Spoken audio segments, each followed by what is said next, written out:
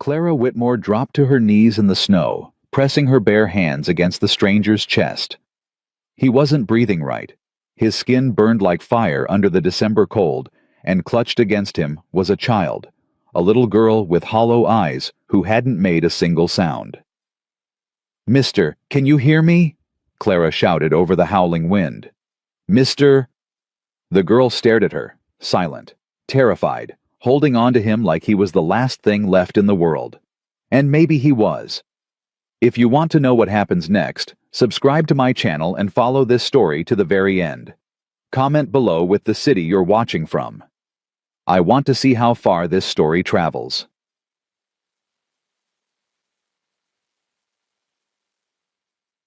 The fence post had snapped clean in half. Clara Whitmore stood over it, her breath rising in white clouds, her fingers already numb inside her gloves. December had come early this year, mean and bitter, and the wind cut through her coat like it had a personal grudge. She'd been out here for 2 hours. 2 hours of hauling wood-hammering nails and cursing under her breath at a ranch that seemed determined to fall apart around her. 3 years. 3 years since Daniel died, and folks in town still whispered that she'd sell any day now. That a woman alone couldn't hold 100 acres together.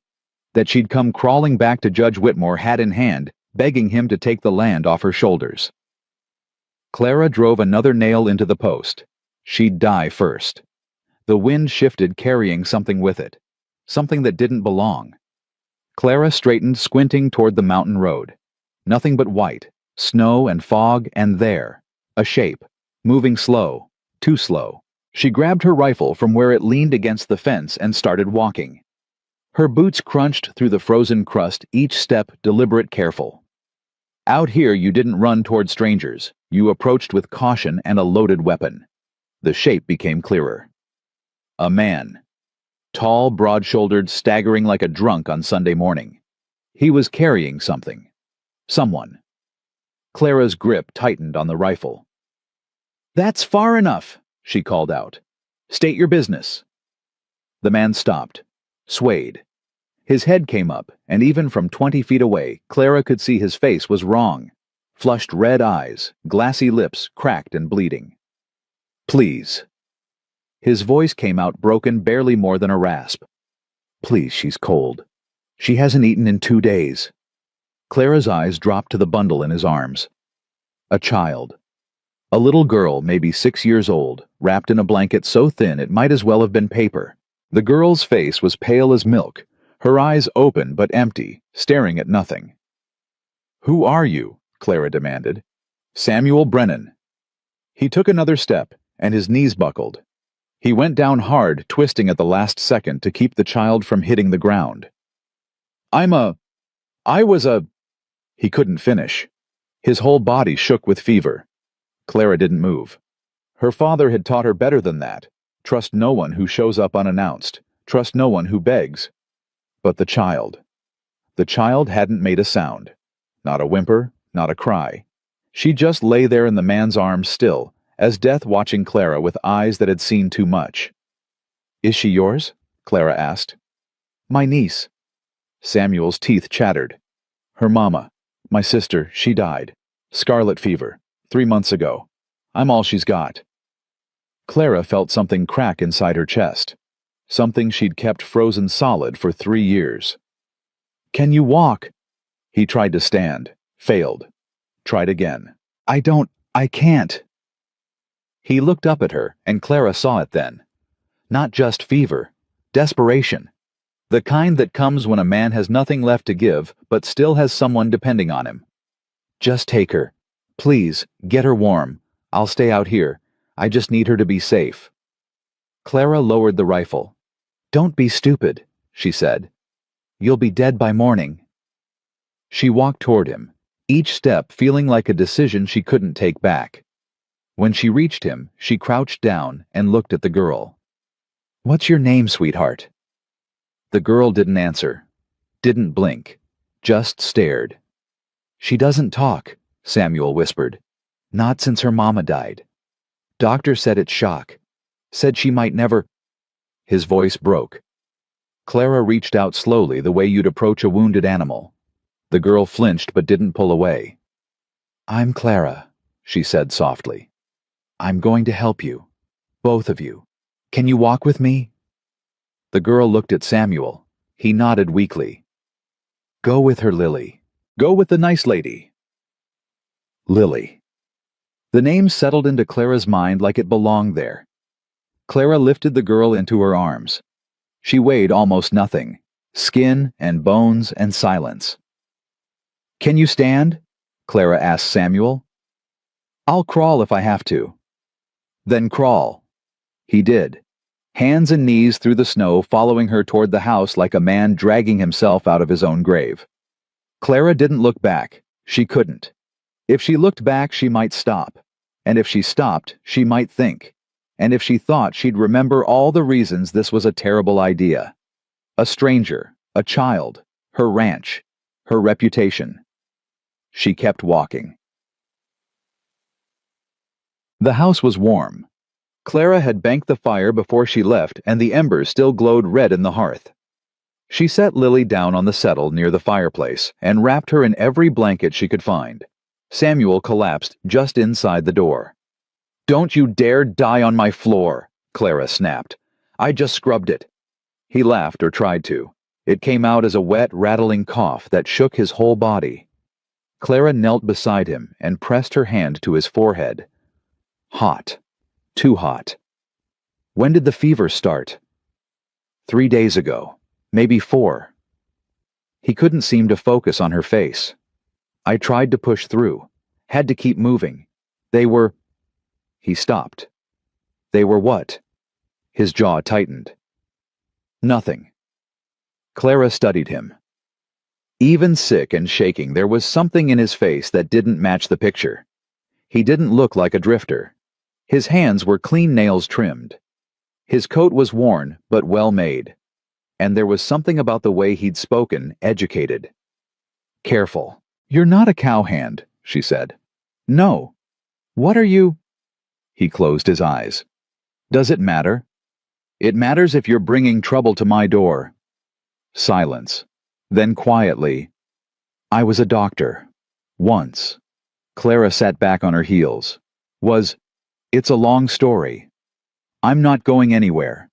He opened his eyes and looked at her. Really looked for the first time. "Why are you helping us?" "You don't know me. You don't owe me anything." Clara didn't answer right away. She looked at Lily, who sat motionless on the settle, watching them with those 2 old eyes. "Because I know what it's like," she said finally, "to have nowhere left to go." She stood up. "I'm going to heat water. You need to get out of those wet clothes before the fever takes you for good. There's a spare room down the hall. Can you make it?" "I think so." "Don't think. Do." She turned toward the kitchen, and behind her she heard him struggling to his feet. She didn't help. Some things a man had to do himself, or he'd never believe he could. 3 hours later, Samuel Brennan lay in Clara's spare bed, shivering under a pile of quilts. The fever had peaked, leaving him drenched in sweat but breathing easier. Clara had forced willow bark tea down his throat and packed his chest with hot cloths. It wasn't much, but it was something. Lily hadn't moved from the settle. She sat there still wrapped in blankets, watching the doorway to Samuel's room like she expected him to disappear. Clara sat down beside her. "He's going to be okay," she said. "I know he looks bad right now, but he's strong. I can tell." Lily didn't respond. Clara tried again. "Are you hungry? I have bread. Some dried apples. Soup from yesterday." Nothing. "Okay." Clara kept her voice gentle. "You don't have to talk. You don't have to do anything you don't want to do. You're safe here. Nobody's going to hurt you." For a long moment, nothing changed. Then slowly, Lily's hand crept out from under the blanket. Her small fingers found Clara's and held on. Clara's throat tightened. "Yeah," she whispered. "Me too."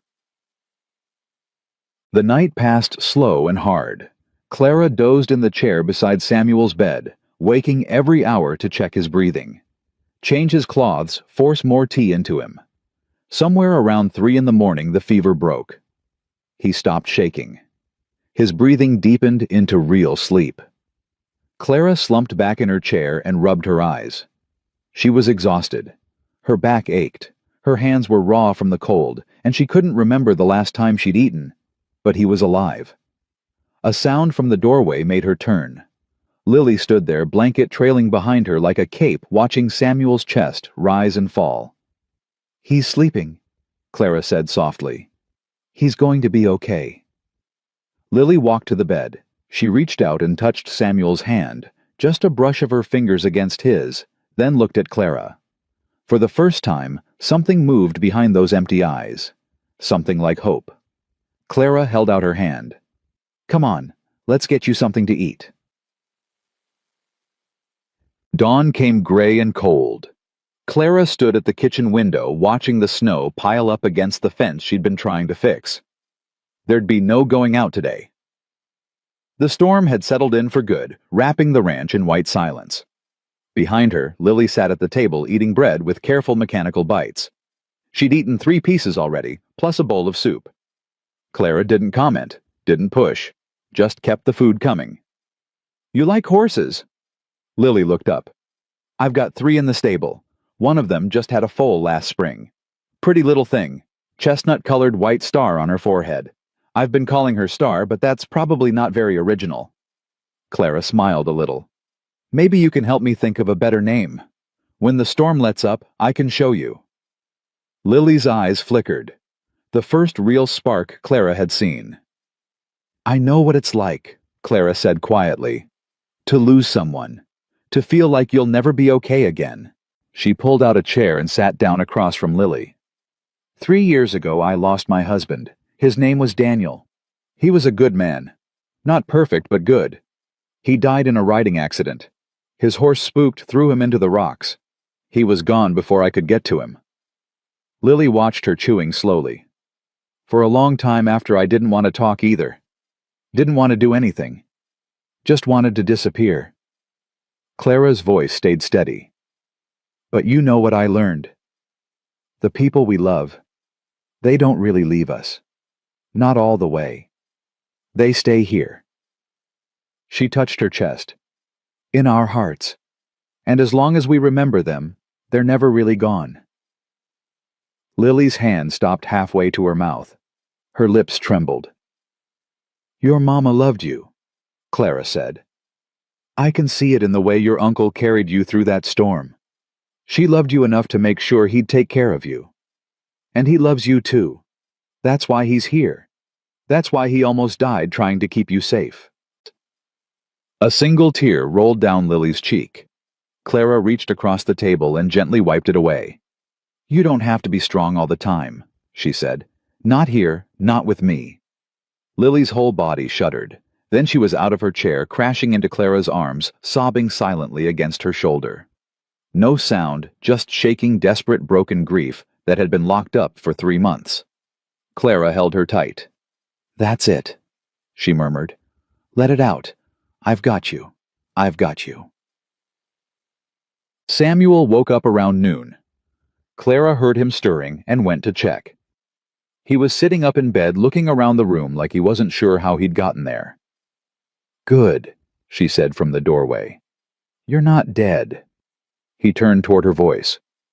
"Where's Lily?" "Sleeping, on the settle by the fire. She's fine." Clara walked in and handed him a cup of water. "Drink. You need fluids." He took the cup but didn't drink. "How long was I out?" "About 12 hours. Your fever broke around 3 this morning." 12. He tried to stand and immediately sat back down. We have to go. We've already put you out too much." "Go where?" Clara crossed her arms. "In case you hadn't noticed, there's a blizzard outside. You can barely stand. And that little girl is exhausted. You're not going anywhere." "You don't understand. There are people." "I don't care." He stared at her. "I don't care who's looking for you or what you did or didn't do," Clara said. "Right now you're a sick man with a child who needs you. You're staying until you're well enough to travel. End of discussion." "Why?" His voice cracked. "Why would you do this? You don't know me. For all you know, I could be a murderer." Clara laughed. It surprised them both. "Mr. Brennan," she said, "I've met murderers. They don't carry 6-year-olds through blizzards. They don't collapse on a stranger's doorstep begging someone to save a child they could have abandoned miles back." She uncrossed her arms. "Whatever you're running from, I don't believe it's your fault. But even if it was, that little girl doesn't deserve to pay for it. So drink your water, eat something when you can, and rest. We'll figure out the rest later." She turned to leave. "Mrs. Whitmore. Clara Whitmore. Mrs. Whitmore." His voice was rough with something that might have been gratitude. "Thank you. I don't know how to—" "You can thank me by not dying," she said. "Now rest." She closed the door behind her. By evening, Samuel was strong enough to walk to the kitchen. He moved slowly, one hand on the wall, but he made it. Clara had soup ready, the last of her winter stores, but she didn't mention that. Lily woke when she heard his footsteps. She was off the settle and across the room before Clara could blink, crashing into Samuel's legs with enough force to nearly knock him over. He caught himself on the doorframe, laughing weakly. "Easy, little one. I'm not going anywhere." He scooped her up and she wrapped her arms around his neck, burying her face in his shoulder. No sound, but Clara could see her whole body shaking with relief. "She was worried about you," Clara said. "I know." He kissed the top of Lily's head. "I'm sorry, sweetheart. I didn't mean to scare you." They sat at the table together, the three of them eating soup in the amber glow of the oil lamp.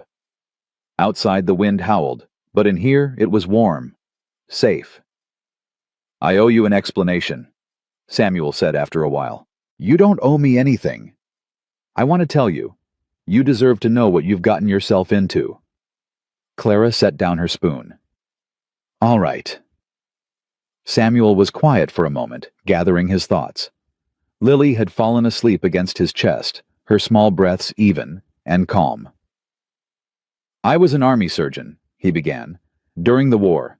After it ended, I set up a practice in Missouri. Small town called Jefferson Crossing. Did well enough. Had a reputation for being good in a crisis." He paused.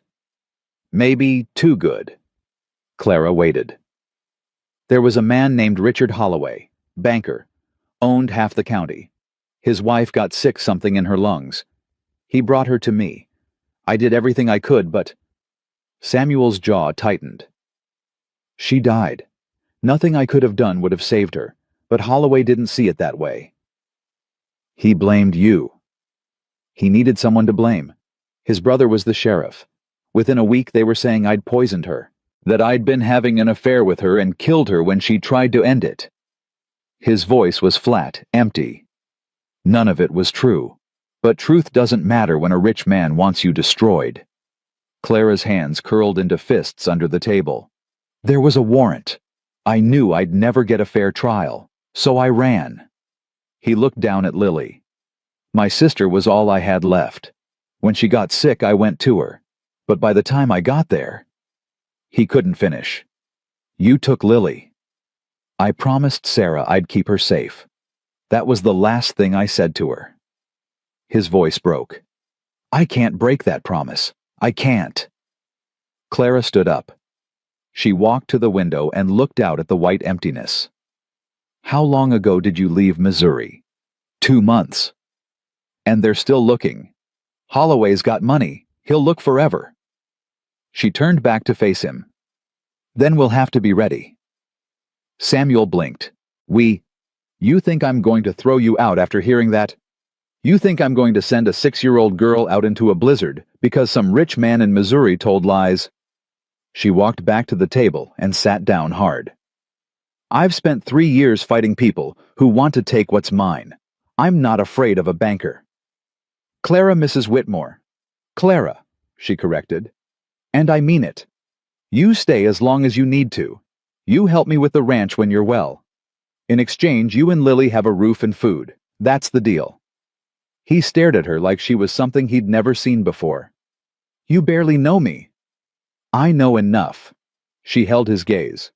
"And I know that little girl deserves a chance. So do you." Samuel's eyes glistened. He looked away quickly, blinking hard. "Thank you," he said finally, his voice rough. "I don't know how to thank you." "You can start by finishing your soup. You're still too thin." He laughed, a real laugh this time, surprised and warm. Clara smiled despite herself. Outside, the storm raged on. But inside, something new had begun. The next morning brought silence, the kind that only comes after a heavy snow when the world is muffled and still.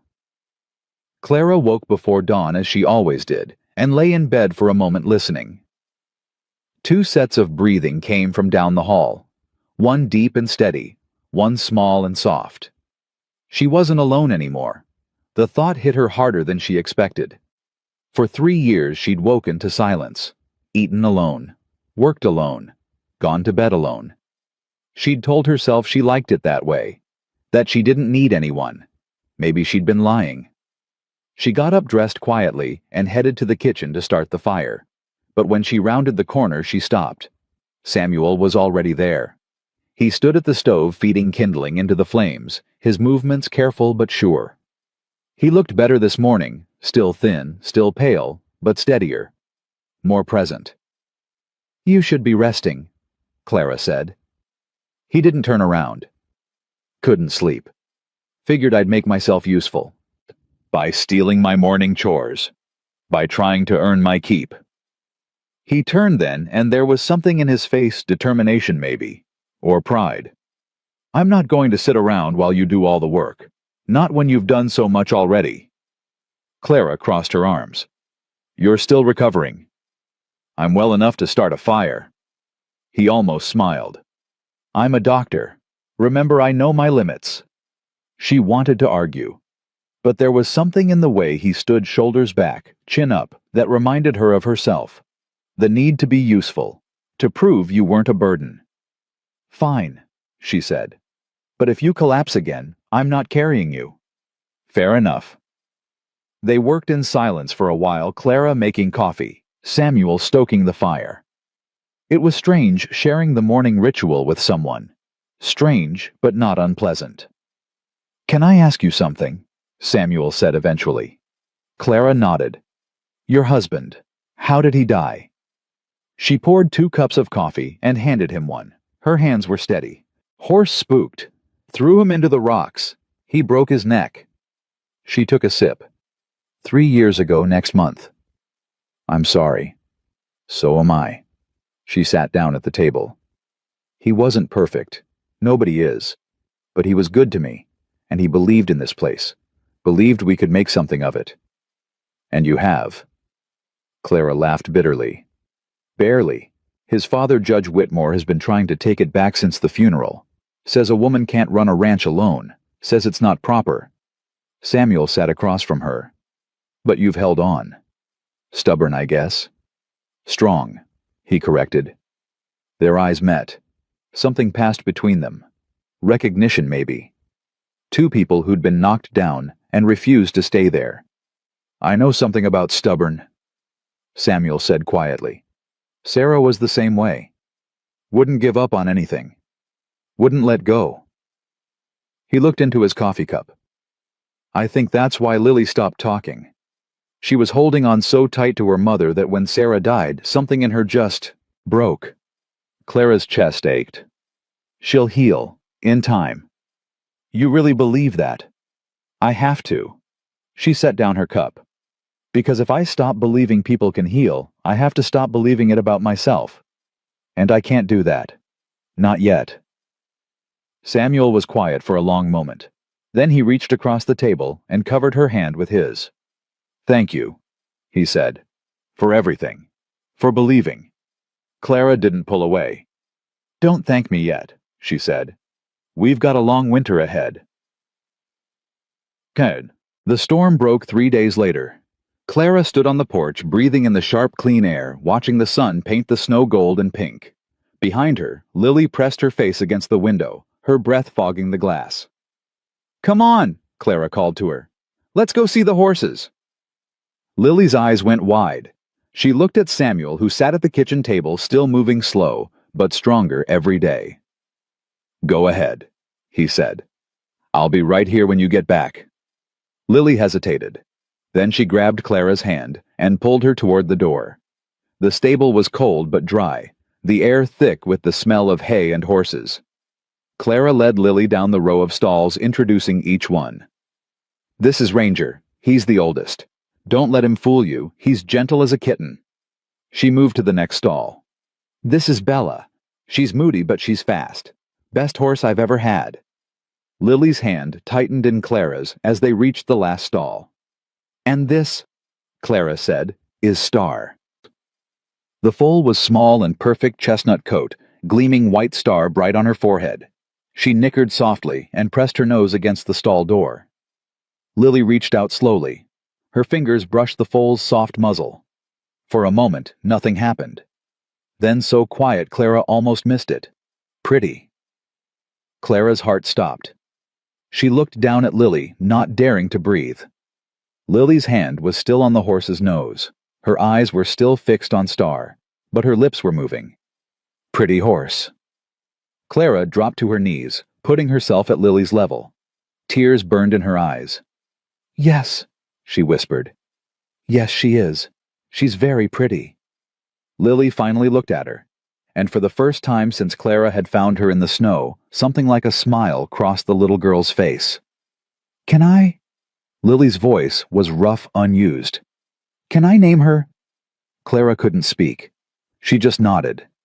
Lily thought for a moment, her small brow furrowed. Then, "Hope. I want to call her Hope." Clara pulled the child into her arms and held on tight. "That's perfect," she said. "That's absolutely perfect." When they got back to the house, Samuel was waiting on the porch. He took one look at Clara's face, the tears, the smile, and went pale.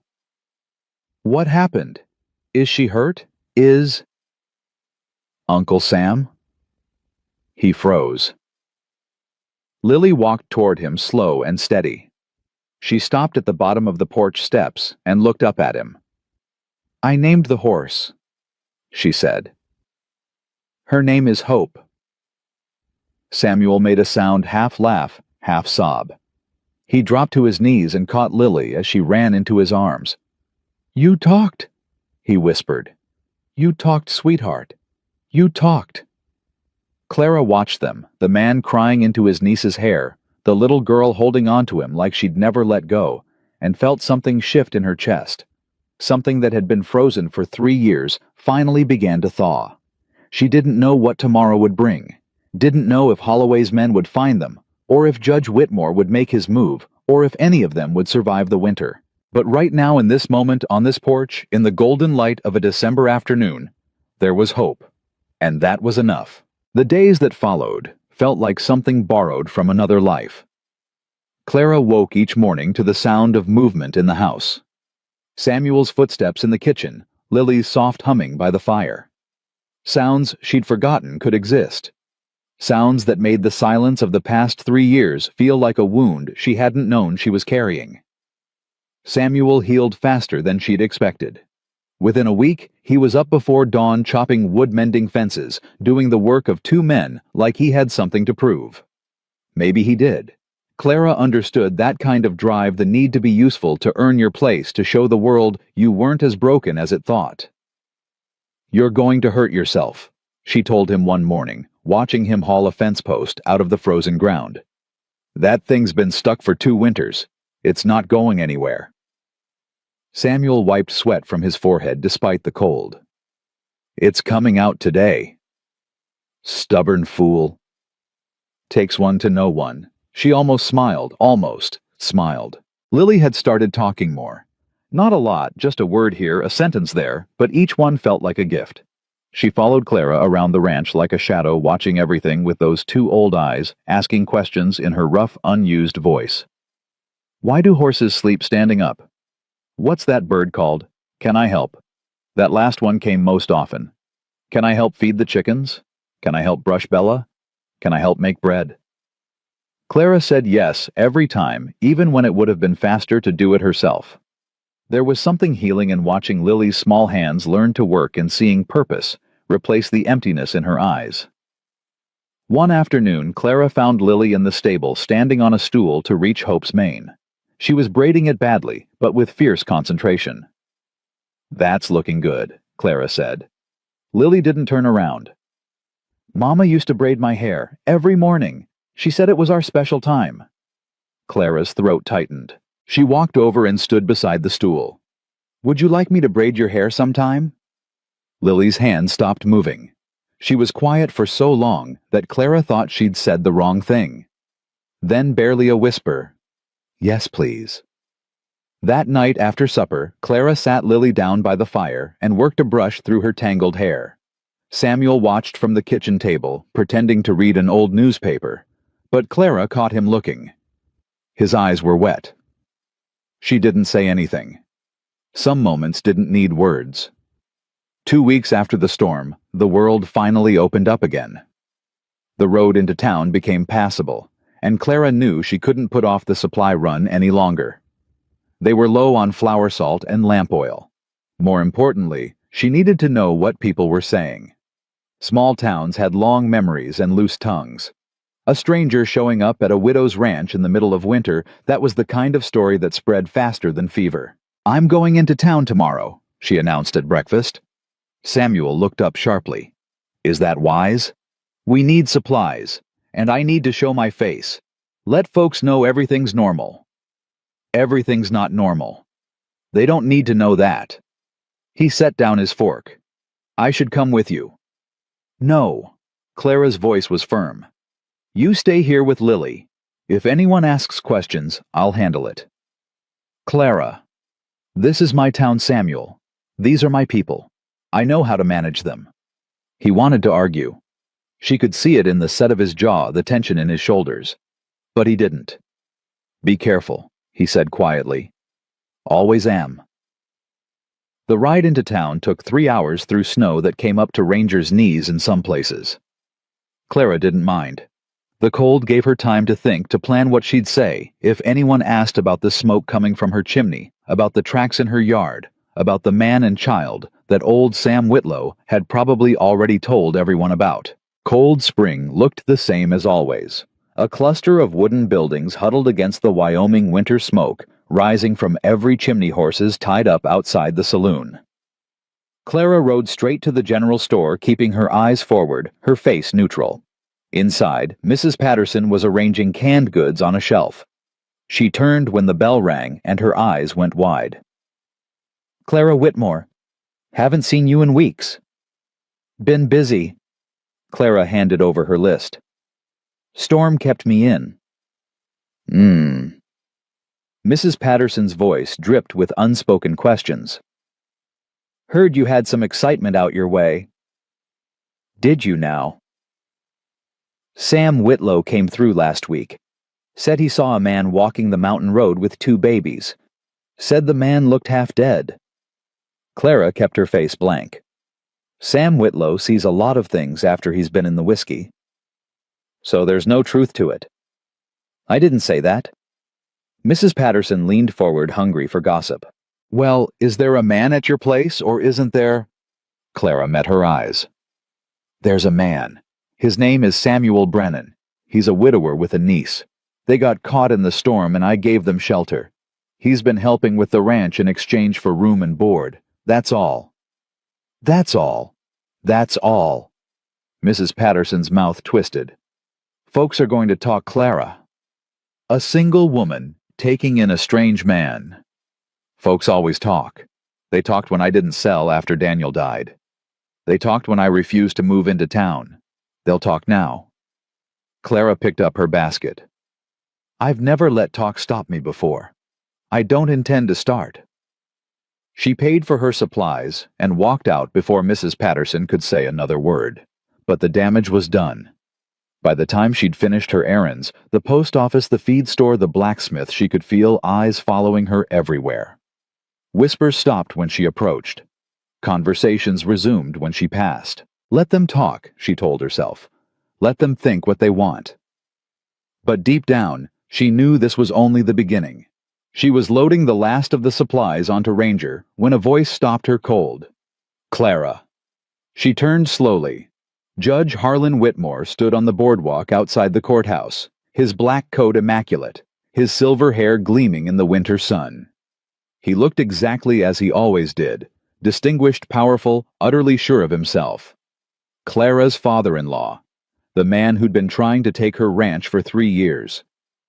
"Judge," she said evenly. He walked toward her, his cane clicking against the frozen wood.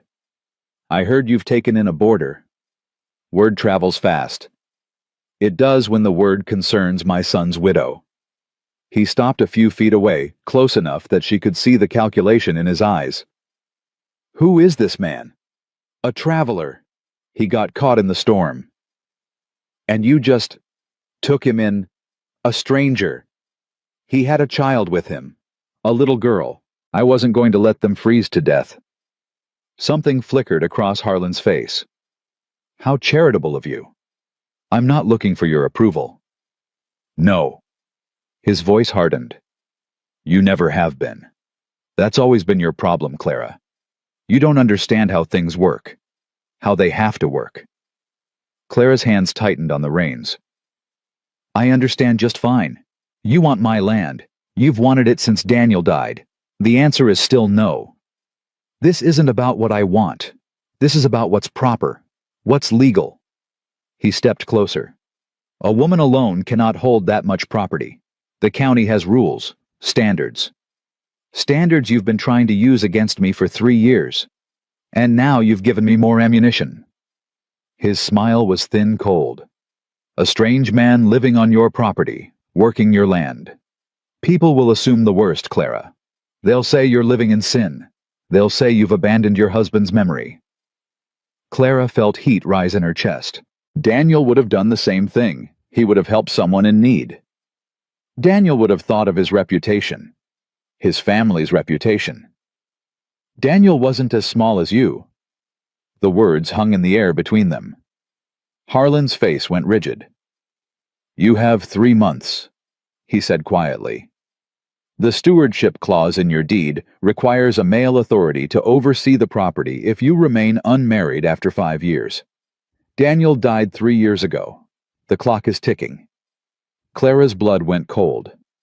"That clause is archaic. It's never been enforced. It's never had to be enforced. Most widows have the sense to remarry or sell." He leaned in. "You've had neither.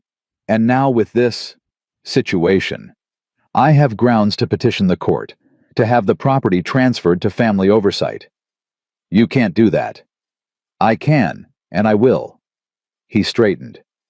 "Unless, of course, you come to your senses. Sell me the land at a fair price. Take Lily, if that's even her real name, and your mysterious boarder, and start fresh somewhere else. It's what's best for everyone." Clara's voice came out steady, though her hands were shaking. "I'm not selling. Not to you. Not ever." Harlan studied her for a long moment. Then he nodded slowly. 3 months, Clara. I'll see you in court." He turned and walked away, his cane striking the boardwalk with each step like a judge's gavel. Clara stood there until he was gone, her heart pounding, her mind racing. Then she mounted Ranger and rode home as fast as the snow would allow. Samuel was waiting on the porch when she got back. He must have seen her face because he was down the steps before she'd even dismounted. "What happened?" Clara slid off Ranger and handed him the reins. Her legs felt weak. "We need to talk." Inside, Lily was napping by the fire, curled up under a blanket with one of Clara's old dolls clutched against her chest. Clara stood over her for a moment, watching her breathe, trying to steady herself. "Clara."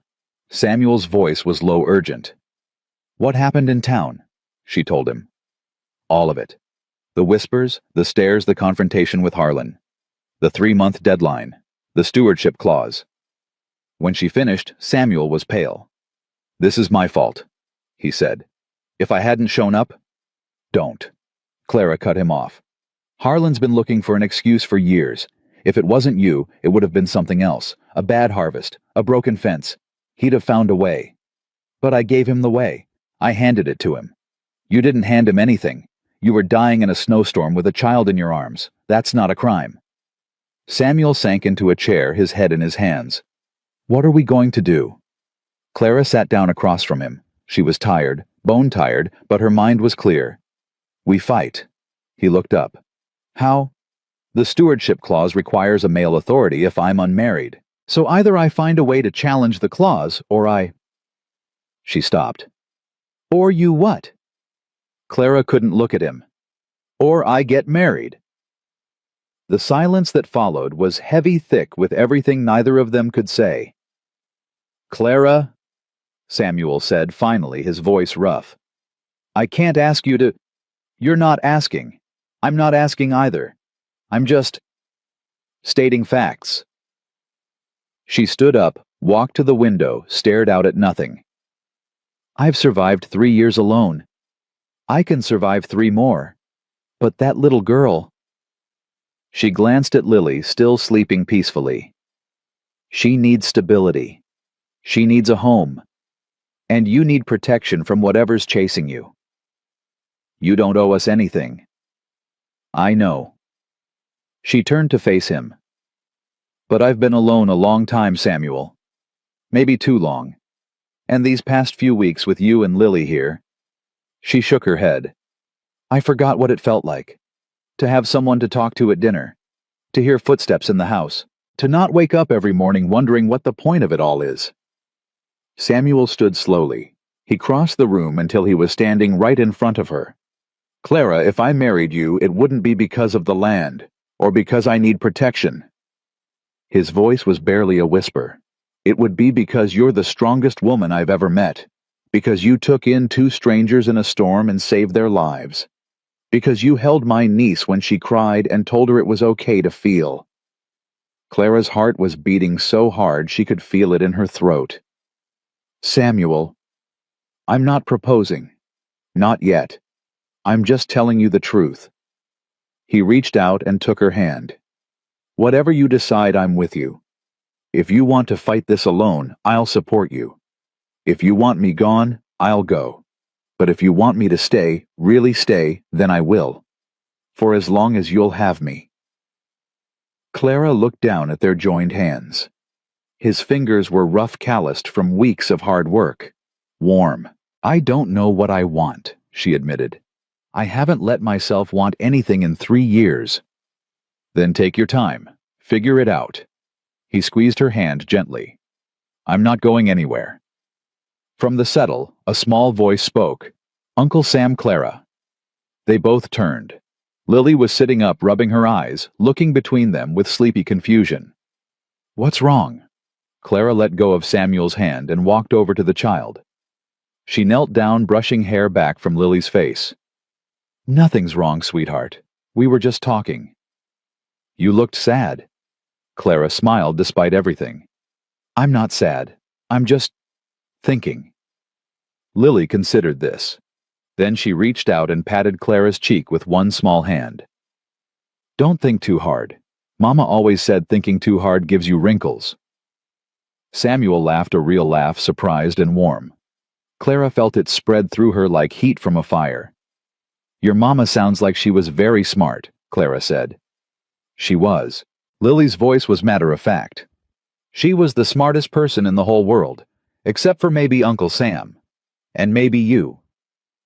Clara pulled the child into her arms. I don't know about that. I do. Lily hugged her tight. You saved us. That means you're smart. Over Lily's shoulder, Clara caught Samuel's eye. He was watching them with an expression she couldn't quite read, tender, hopeful, scared all at once. We're going to figure this out, Clara said. All 3 of us, together. Lily nodded against her shoulder. Together. Samuel crossed the room and wrapped his arms around both of them. For a long moment they just stayed like that, 3 broken people holding each other up. Outside, the sun was setting, painting the snow orange and gold. Inside, something new was taking root. The next morning, Clara rode to the one person she trusted to give her honest advice, Margaret O'Connell. Maggie, to everyone who knew her, ran the only boarding house in Cold Spring that served a decent meal. She was 58 years old, widowed twice, and had buried 2 sons in the war. Nothing shocked her. Nothing scared her. And she had a memory like a steel trap. I wondered when you'd show up, Maggie said when Clara walked through her door. Sit down. I'll make coffee. Clara sat at the small table by the kitchen window, watching Maggie move with the efficiency of a woman who'd spent her whole life working. The boarding house smelled like bacon and wood smoke, comforting familiar. So, Maggie set down 2 cups and lowered herself into a chair. Tell me about this man of yours. He's not my man. Uh-huh. And the sky's not blue. Maggie took a sip of her coffee. I've heard the stories, Clara. Half the town thinks you've lost your mind. The other half thinks you've lost something else entirely. What do you think? Maggie studied her for a long moment. I think you look better than you have in 3 years. Rested, almost happy. And I think that scares the hell out of you. Clara wrapped her hands around her cup. Harlan came to see me yesterday. I heard. Mrs. Patterson was practically singing about it. Maggie's expression darkened. What did he say? Clara told her about the stewardship clause, the 3-month deadline, the threat of losing everything. When she finished, Maggie was shaking her head slowly. That old bastard. He's been circling that land like a vulture for years. Daniel told me once before he died that his father was convinced there was something valuable on the property. Wouldn't say what. But Harlan doesn't chase things without reason. Clara frowned. Valuable like what? I don't know, but I'd find out if I were you. Maggie leaned forward. Now about this clause, it's real. I've seen it used before back when my first husband's family tried to take our farm. Didn't work for them because I remarried within the deadline, but they tried. What are my options? You could fight it in court, get a lawyer, argue that the clause is outdated, unenforceable. Maggie shrugged. Might work, might not. Judge Wallace is fair, but the law is the law. Or you get married. Maggie's eyes were sharp. This man Samuel, what's he to you? Really? Clara didn't answer right away. She stared into her coffee, watching the steam curl and disappear. I don't know, she admitted finally. He's kind. He works hard. He loves that little girl more than anything in the world. And when I'm with him, I feel... She struggled for the right word. Less alone. Maggie nodded slowly. That's more than a lot of marriages start with. It's not enough to build a life on. Maybe not, but it's a start. Maggie reached across the table and took Clara's hand. Listen to me. I've been married twice. The first time for love, wild, passionate, consuming love. Thomas was beautiful and reckless, and he made me feel like I was flying. He also drank too much, gambled too much, and died in a bar fight when I was 23. Clara looked up surprised. Maggie never talked about her first husband. The second time was for comfort. Henry wasn't handsome or exciting. He was steady, reliable. He showed up every day, did the work, came home to me every night. I didn't love him the way I loved Thomas, not at first.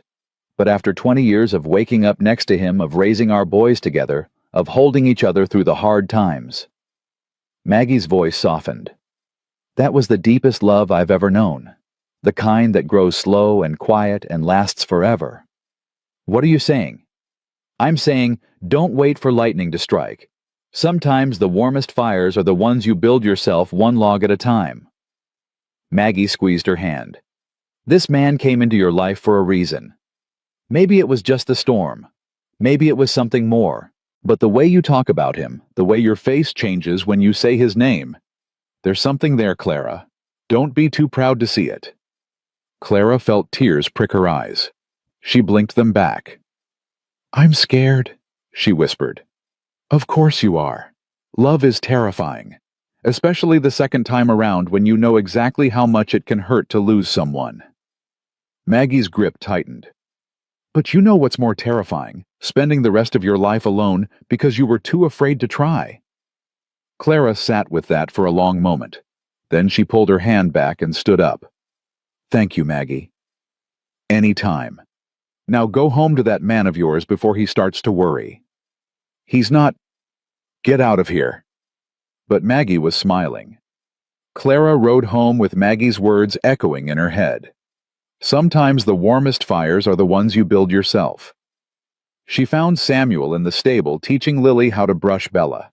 The little girl was standing on a stool, running the brush along the horse's flank with careful concentration. Samuel stood behind her, guiding her hand, his voice low and patient. That's it. Long strokes. She likes that. She's so soft, Lily murmured. She is. You're doing great. Clara leaned against the stable door, watching them.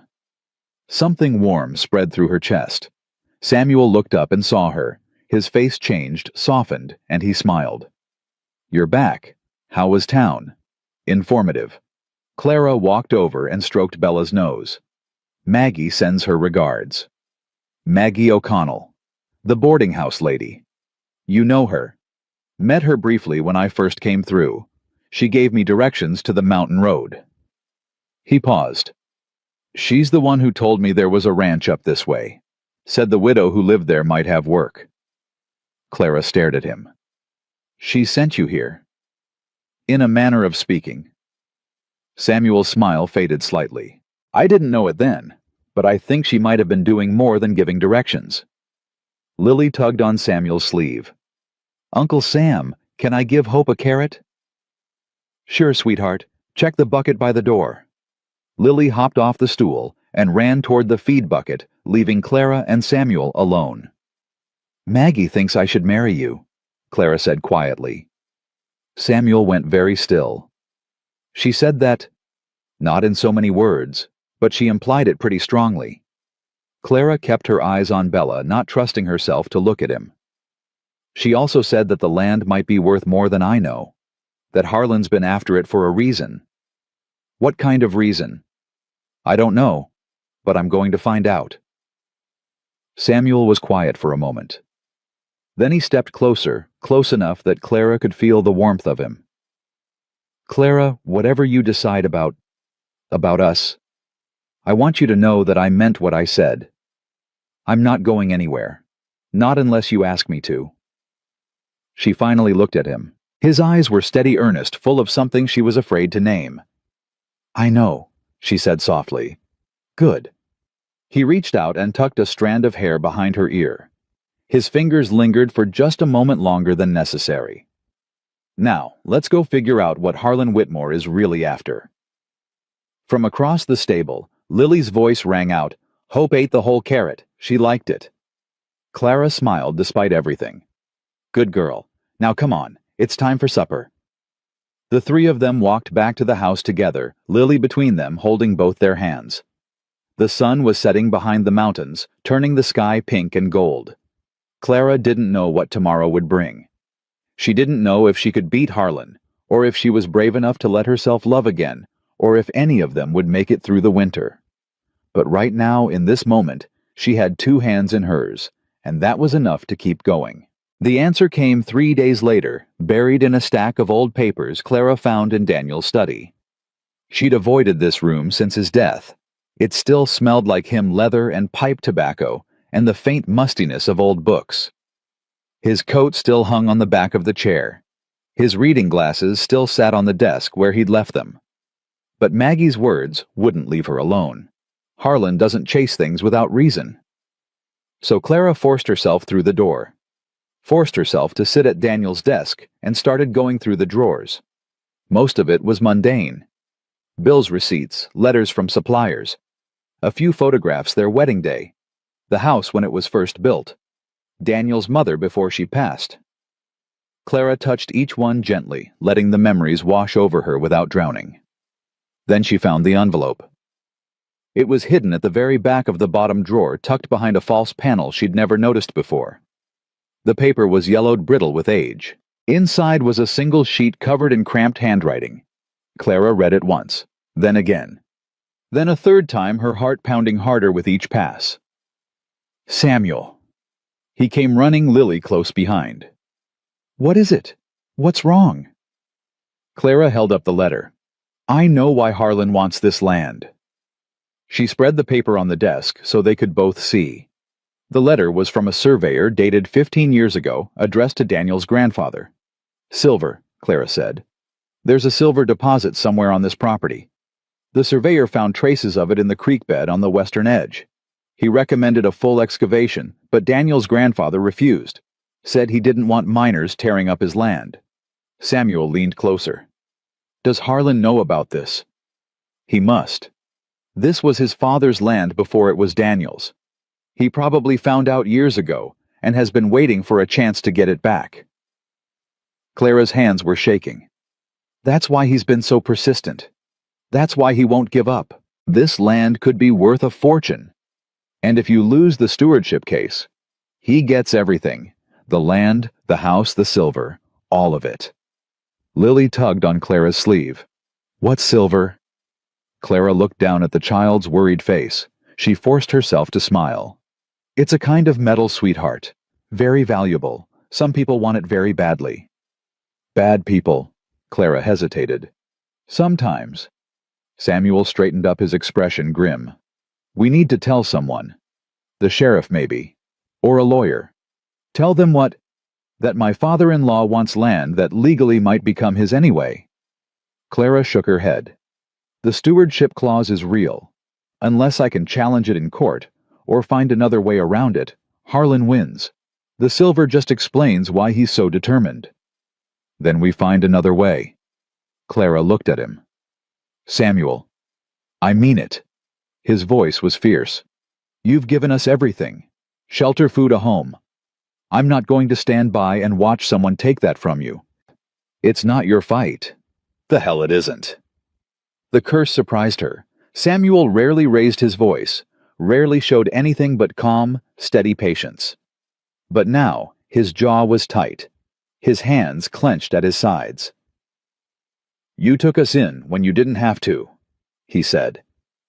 You saved Lily's life. You saved mine. That makes this my fight too. Clara felt something crack inside her chest, not breaking opening. Okay, she whispered. Okay, we fight together. Samuel's face softened.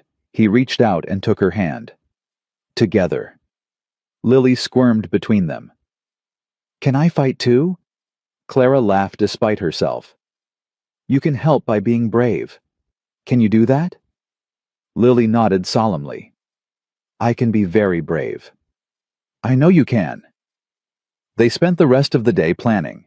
Clara would ride into town tomorrow and talk to Judge Wallace directly, not about the stewardship case, but about the silver. If there was any way to prove that Harlan had known about the deposit and hidden it from Daniel, it might give her leverage. Samuel would stay with Lily and keep working the ranch. The more productive it looked, the stronger their case for keeping it.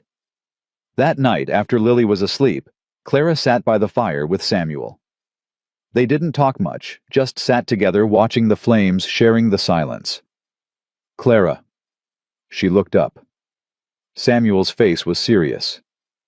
If this doesn't work, if Harlan wins, I want you to know that I'll take care of Lily, no matter what happens. You won't have to worry about her. Clara's throat tightened. Samuel, let me finish.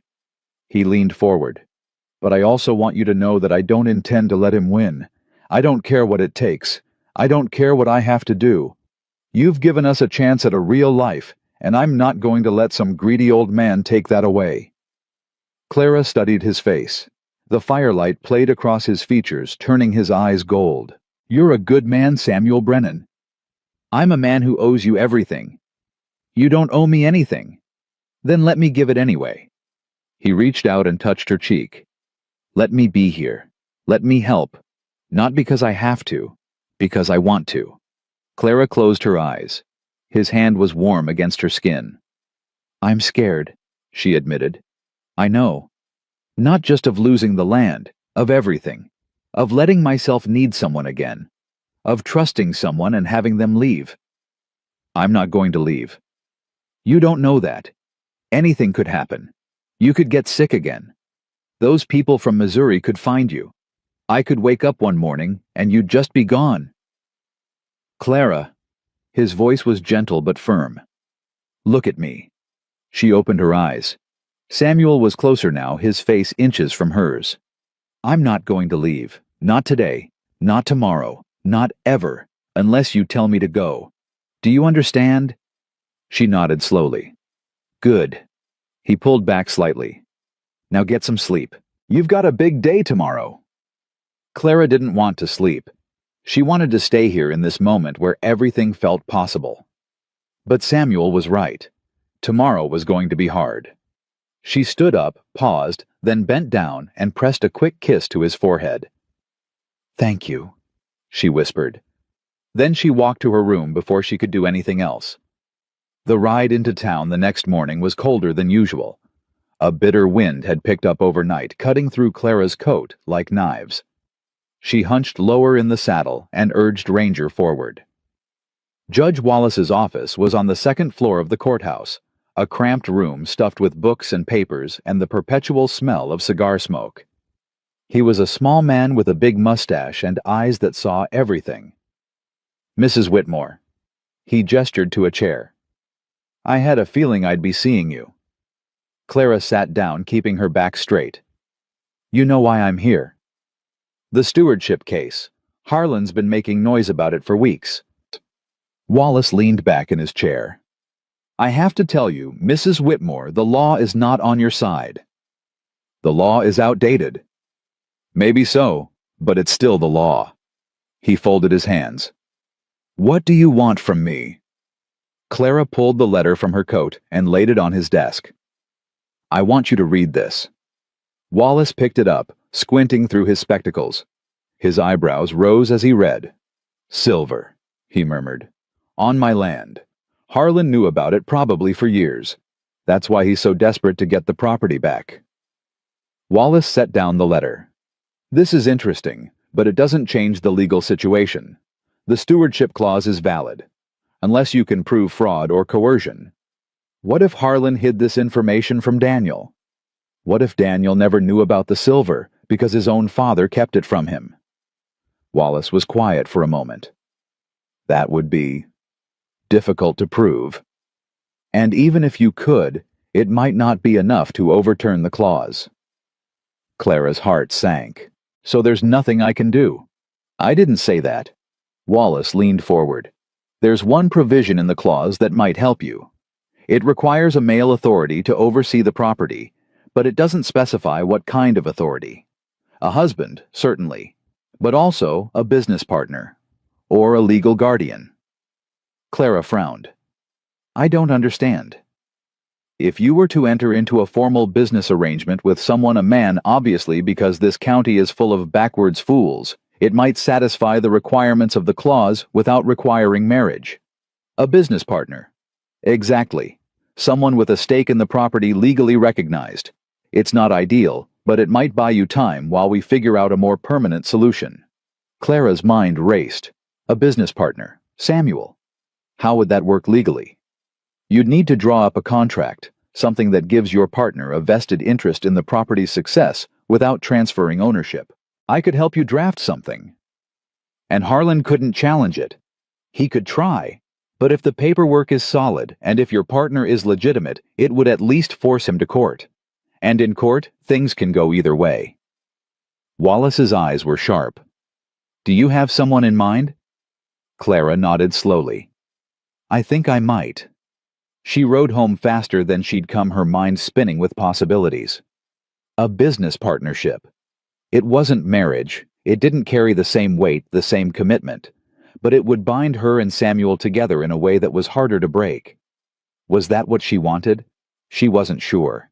But it was better than losing everything. Samuel was waiting on the porch when she got back. His face was tight, worried. "What happened? What did he say?" Clara dismounted and handed him the reins. "We need to talk, inside." Lily was in the kitchen drawing pictures with the charcoal sticks Clara had given her. She looked up when they came in. "Clara, look what I made." She held up a piece of paper. 3 stick figures stood in front of a house holding hands. One tall one, medium, one small. "That's beautiful, sweetheart." Clara's voice caught. "Is that us?" Lily nodded proudly. "That's you and Uncle Sam and me. We're a family." Clara looked at Samuel. He was staring at the drawing with an expression she couldn't read. Can you keep drawing for a little while? Clara asked. Uncle Sam and I need to talk. Okay. Lily was already reaching for another piece of paper. Clara led Samuel to the back room and closed the door. She told him everything: the conversation with Wallace, the business partnership idea, the possibility of buying time. When she finished, Samuel was quiet for a long moment. So you want me to be your business partner? I want you to consider it. It's not a proposal. It's practical. A way to protect the land without having to marry me. Clara winced. I didn't mean it like that. I know. Samuel's voice was gentle. I understand, Clara, really. You're not ready for marriage. Maybe you'll never be ready. That's okay. I'm not asking for anything you can't give. But, he took a breath. But I need you to understand something. If I sign this partnership, it's not just business to me. It's a commitment. A promise to stay, to help, to be part of this family, whatever that means. He stepped closer. Can you accept that? Clara looked into his eyes. Steady. Honest. Full of something she was afraid to name but couldn't look away from. Yes, she whispered. I can accept that. Then let's do it. She felt relief wash through her, and something else. Something warmer. Thank you. Don't thank me. Just promise me one thing. What? If you ever change your mind about us, about anything, tell me. Don't push me away because you're scared. Don't pretend everything's fine when it isn't. Just talk to me. Clara nodded. I promise. Good. He smiled, then really smiled, and it transformed his whole face. Now let's go tell Lily she's going to have a permanent home. They walked back to the kitchen together. Lily looked up from her drawing. Are you done talking? We are. Clara knelt down beside her. Lily, how would you feel about staying here? Not just for a little while. Forever. Lily's eyes went wide. Forever. Forever. This would be your home. You and Uncle Sam and me. A family. Lily looked at Samuel, then back at Clara. Like in my picture. Exactly like in your picture. Lily threw herself into Clara's arms. Yes, yes, yes, yes. Clara held her tight, laughing and crying at the same time. Over Lily's shoulder she saw Samuel watching them, his own eyes wet. Family, Lily murmured against Clara's neck. I have a family again. You do, sweetheart, you do. The next few days passed in a blur of paperwork and planning. Judge Wallace drew up the partnership contract, and Clara and Samuel signed it in his office with Maggie and the sheriff as witnesses. It's done, Wallace said, stamping the final page. Congratulations, you're now legal business partners. Clara shook his hand. Thank you. For everything. Don't thank me yet. Harlan won't take this lying down. He'll challenge it. Let him try. They rode home in high spirits. For the first time in weeks, Clara felt like she could breathe.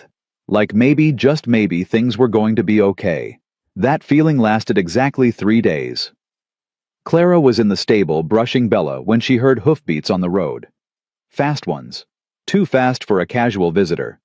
She grabbed her rifle and stepped outside just as a rider came into view. It wasn't anyone she recognized. A man in a long gray coat sitting tall on a black horse. He rode with the easy confidence of someone who'd spent his whole life in the saddle. His face was hard-weathered, with a thin scar running down his left cheek. He stopped at the edge of the yard and tipped his hat. Afternoon, ma'am. I'm looking for a man named Samuel Brennan. Clara's blood went cold. Never heard of him. The stranger smiled. It didn't reach his eyes. That's funny, because I've got witnesses saying he's been living here for the past month, working your land, sleeping under your roof. He pulled a badge from his coat. Name's Vernon Cole, deputy marshal out of Missouri. I've got a warrant for Mr. Brennan's arrest. Clara's hands tightened on the rifle. On what charge? Murder. Cole's voice was flat. He killed a man named Richard Holloway back in Jefferson Crossing. Beat him to death with his bare hands. That's a lie. Is it? Cole dismounted slowly, keeping his hands visible. The warrant says otherwise, and I've got orders to bring him back alive if possible, dead if necessary. Clara raised the rifle. You take one more step and I'll shoot you where you stand. Cole stopped. His smile faded. Ma'am, I understand you've got feelings for this man. But he's a murderer. A fugitive. Whatever he told you about his past, I guarantee it's not the whole truth. I know exactly what happened. Holloway attacked his woman. Samuel defended her. That's not murder, that's justice. That's not for you to decide. Or me. That's for a court of law. Cole's voice hardened. Now I'm going to give you one chance to hand him over peacefully. If you don't, I'll come back with more men and things will get ugly. They're already ugly. They can get worse. Trust me. The door to the house opened. Samuel stepped out onto the porch, his face pale but calm. Clara, put the gun down. Samuel, no. He's right. This isn't your fight. Samuel walked down the steps slowly. Deputy Cole, I'm Samuel Brennan. I'll come with you. Cole's eyebrows rose. Well, that's unexpected. Samuel, you can't. Clara's voice cracked. If you go back there, they'll hang you. Maybe, maybe not. Samuel's eyes met hers. But I won't let you get hurt trying to protect me. I've been running for too long. It's time to face what happened. You're innocent. Then I'll prove it in court. He turned back to Cole. Give me 5 minutes to say goodbye. Cole considered this. Then he nodded. 5 minutes. Then we ride. Samuel walked to Clara. She was shaking the rifle still clutched in her hands. Don't, she whispered. Please, there has to be another way. There isn't.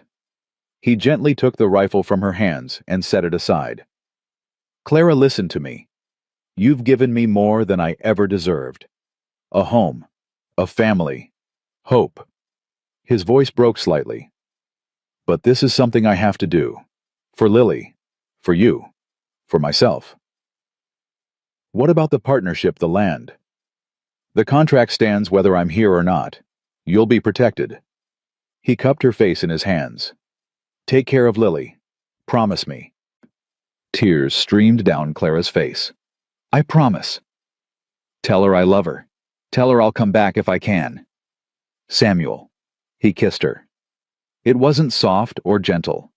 It was desperate, hungry, full of everything they'd never said and might never get the chance to say. Clara kissed him back with equal fierceness, trying to pour 3 years of loneliness and 3 weeks of hope into a single moment. When they finally broke apart, they were both crying. I love you, Samuel said quietly. I know I shouldn't say it. I know the timing is wrong. But I need you to know.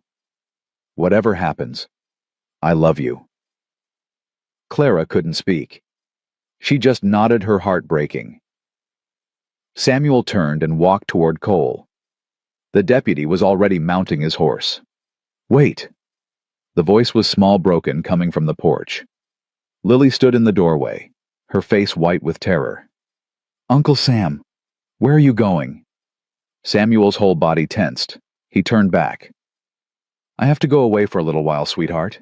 But Clara's going to take care of you. You'll be safe here. No. Lily ran down the steps and threw herself at him. No, no, no, you can't leave. You promised you'd never leave. Samuel dropped to his knees and held her tight. I know I promised. And I'm sorry. I'm so sorry. Don't go. Lily was sobbing now. Please don't go. I'll be good. I'll be so good. Just don't leave me. Clara's heart shattered into 1,000 pieces. Samuel pulled back and looked into Lily's eyes. His own were streaming. Listen to me. This isn't because of anything you did. You're perfect. You're the best thing that ever happened to me. And I love you more than anything in the world. Then stay. I can't. Not right now. He wiped her tears with his thumb. But I need you to be brave. Can you do that? Can you be brave for me? Lily's lower lip trembled. I'll try. That's my girl. He kissed her forehead. Take care of Clara. She needs you. I will. Samuel stood up slowly. He looked at Clara one last time. I'll come back, he said. I swear to God, I'll come back. Then he walked to Cole's horse and mounted behind the deputy. Clara watched them ride away until they disappeared over the ridge. Then she sank to her knees in the frozen mud, gathered Lily into her arms, and wept. The house felt empty that night. Clara went through the motions cooking dinner, putting Lily to bed, banking the fire, but everything felt hollow. Wrong. Like the world had shifted off its axis, and nothing would ever be right again. Lily cried herself to sleep. Clara sat beside her bed, stroking her hair, whispering promises she wasn't sure she could keep. He'll come back. Everything will be okay. I'm here. I'm not going anywhere. But the words felt thin, fragile. After Lily finally drifted off, Clara walked to the window and stared out at the darkness. Samuel was out there somewhere, cold, alone, heading toward a trial that was rigged against him. And she was here, helpless. No, not helpless. Clara's jaw tightened. She wasn't going to sit here and wait for news. She wasn't going to let some corrupt family in Missouri destroy the only man she'd loved since Daniel. She was going to fight. First thing tomorrow, she'd ride to town, talk to Judge Wallace, find out if there was any legal way to help Samuel, a lawyer, and appeal anything.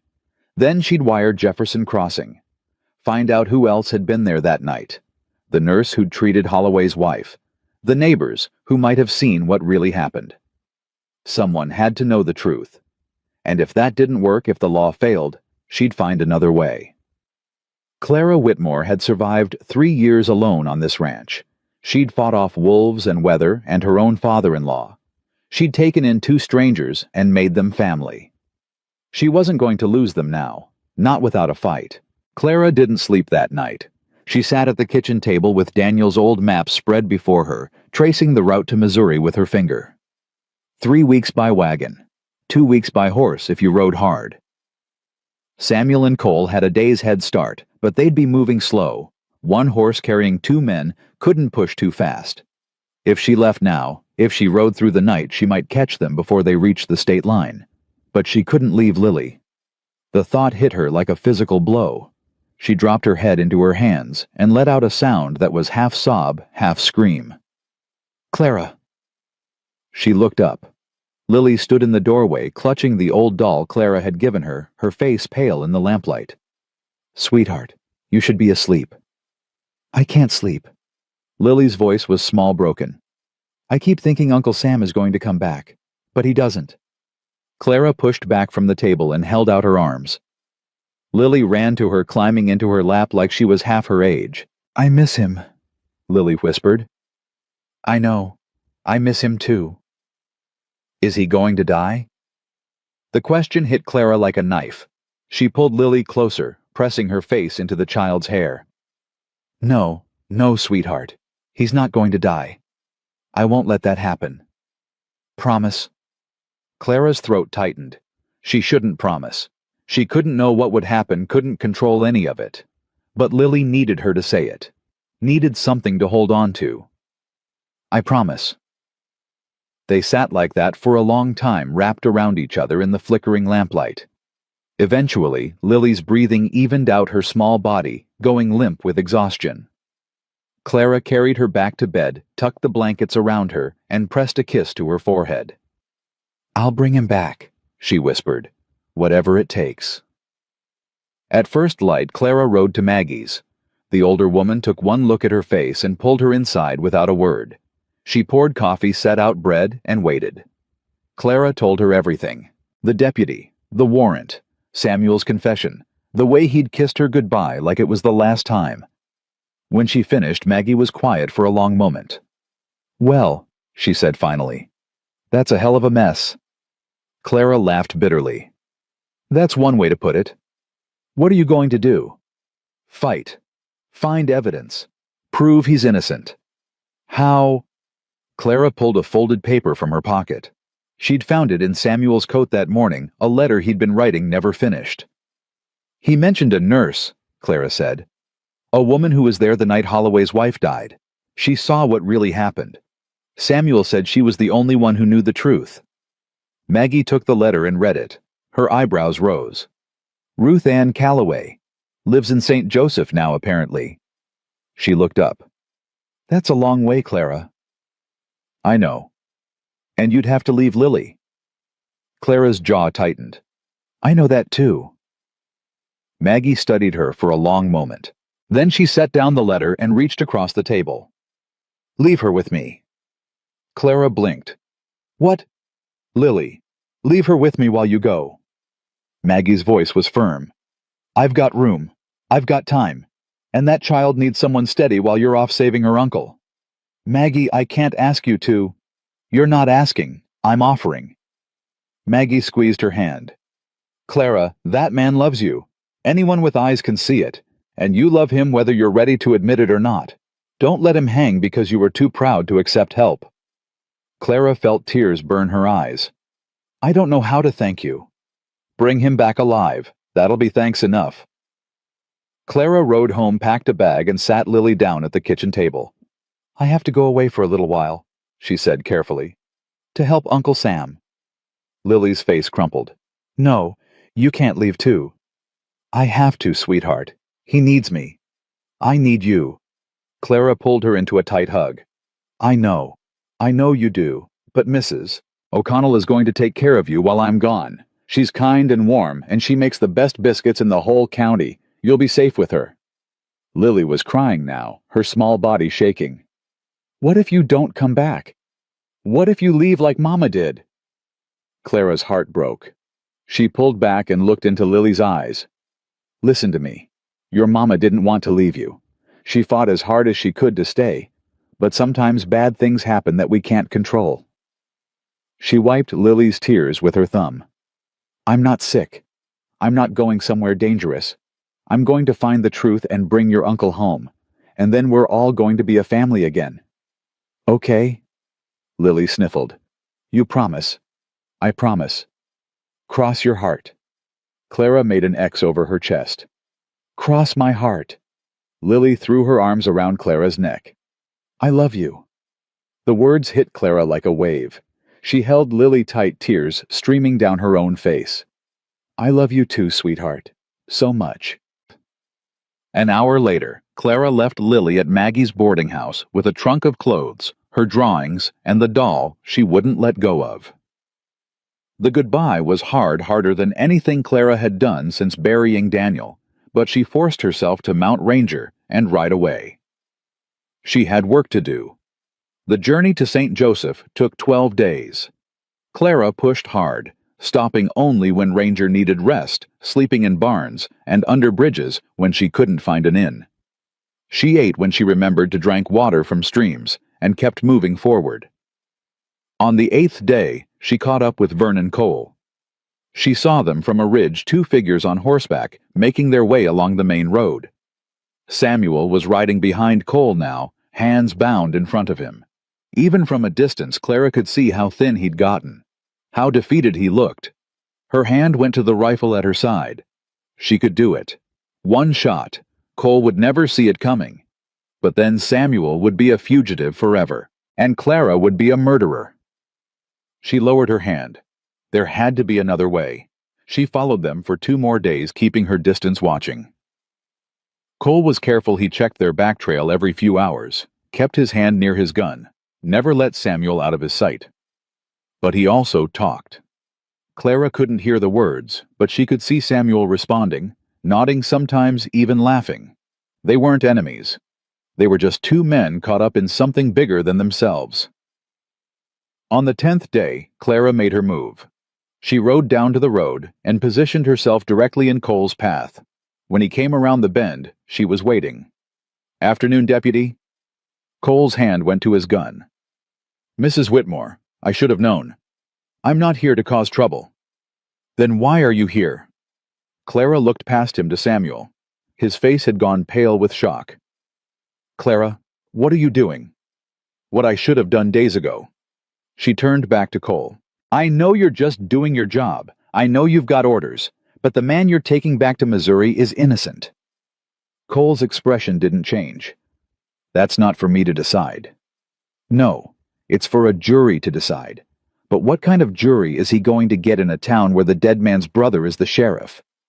Clara urged Ranger forward until she was close enough to touch Cole's horse. You seem like a decent man, Deputy. You've been kind to him on this journey. I saw it. Cole shifted uncomfortably. What's your point? My point is that you know something's wrong. You've been doing this job long enough to smell when a case is rotten, and this one stinks. Cole was quiet for a long moment. His eyes flicked to Samuel, then back to Clara. I've got a warrant. I've got orders. I don't have the authority to just let him go. I'm not asking you to let him go. I'm asking you to give me time. Clara's voice was steady.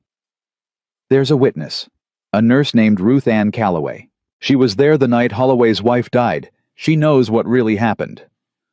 And where is this witness? St. Joseph. I'm on my way there now.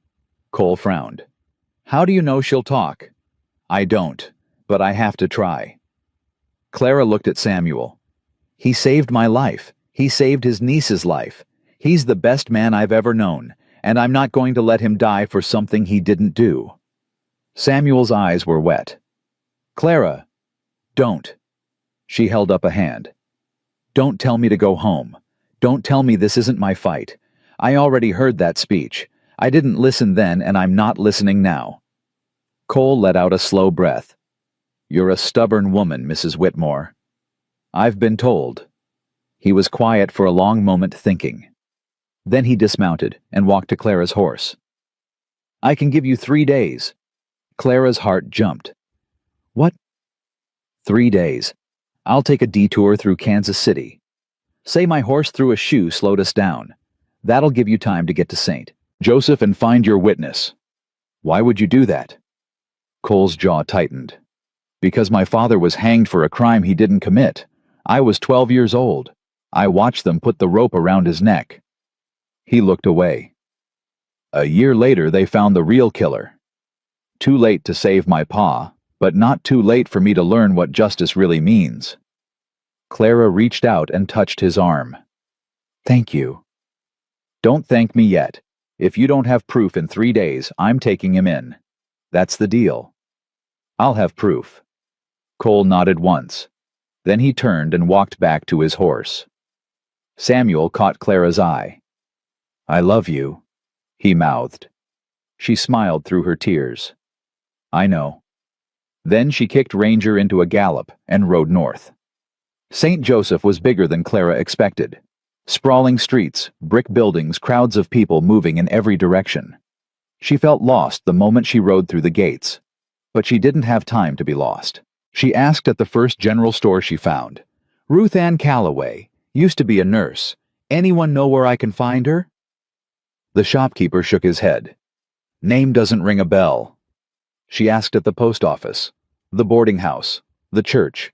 Nothing. By nightfall, Clara was exhausted, frustrated, and running out of options. She found a cheap room at an inn and collapsed onto the bed, staring at the ceiling. 3 days. She had 3 days to find one woman in a city of thousands. It was impossible. No. She pushed herself up. Nothing was impossible. She just had to think. Ruth Ann was a nurse. Nurses worked at hospitals, at doctors' offices, at clinics. Tomorrow she'd start there. The next morning, Clara visited every medical establishment in St. Joseph. Most had never heard of Ruth Ann Calloway.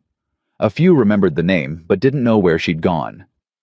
By afternoon, Clara was desperate. She was leaving yet another doctor's office when an old woman stopped her on the street.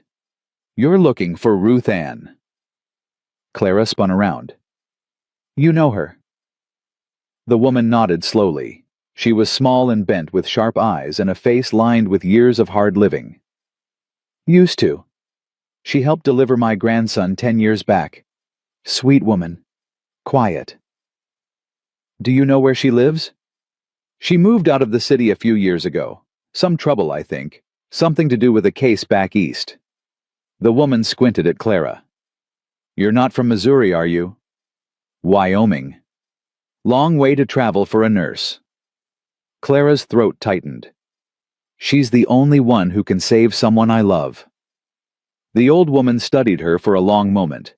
Then she reached into her pocket and pulled out a scrap of paper. She's got a little place about 5 miles south of here, by the river. Can't miss it, there's a big oak tree out front with a swing. Clara took the paper with shaking hands. Thank you. Thank you so much. Go save your man, honey.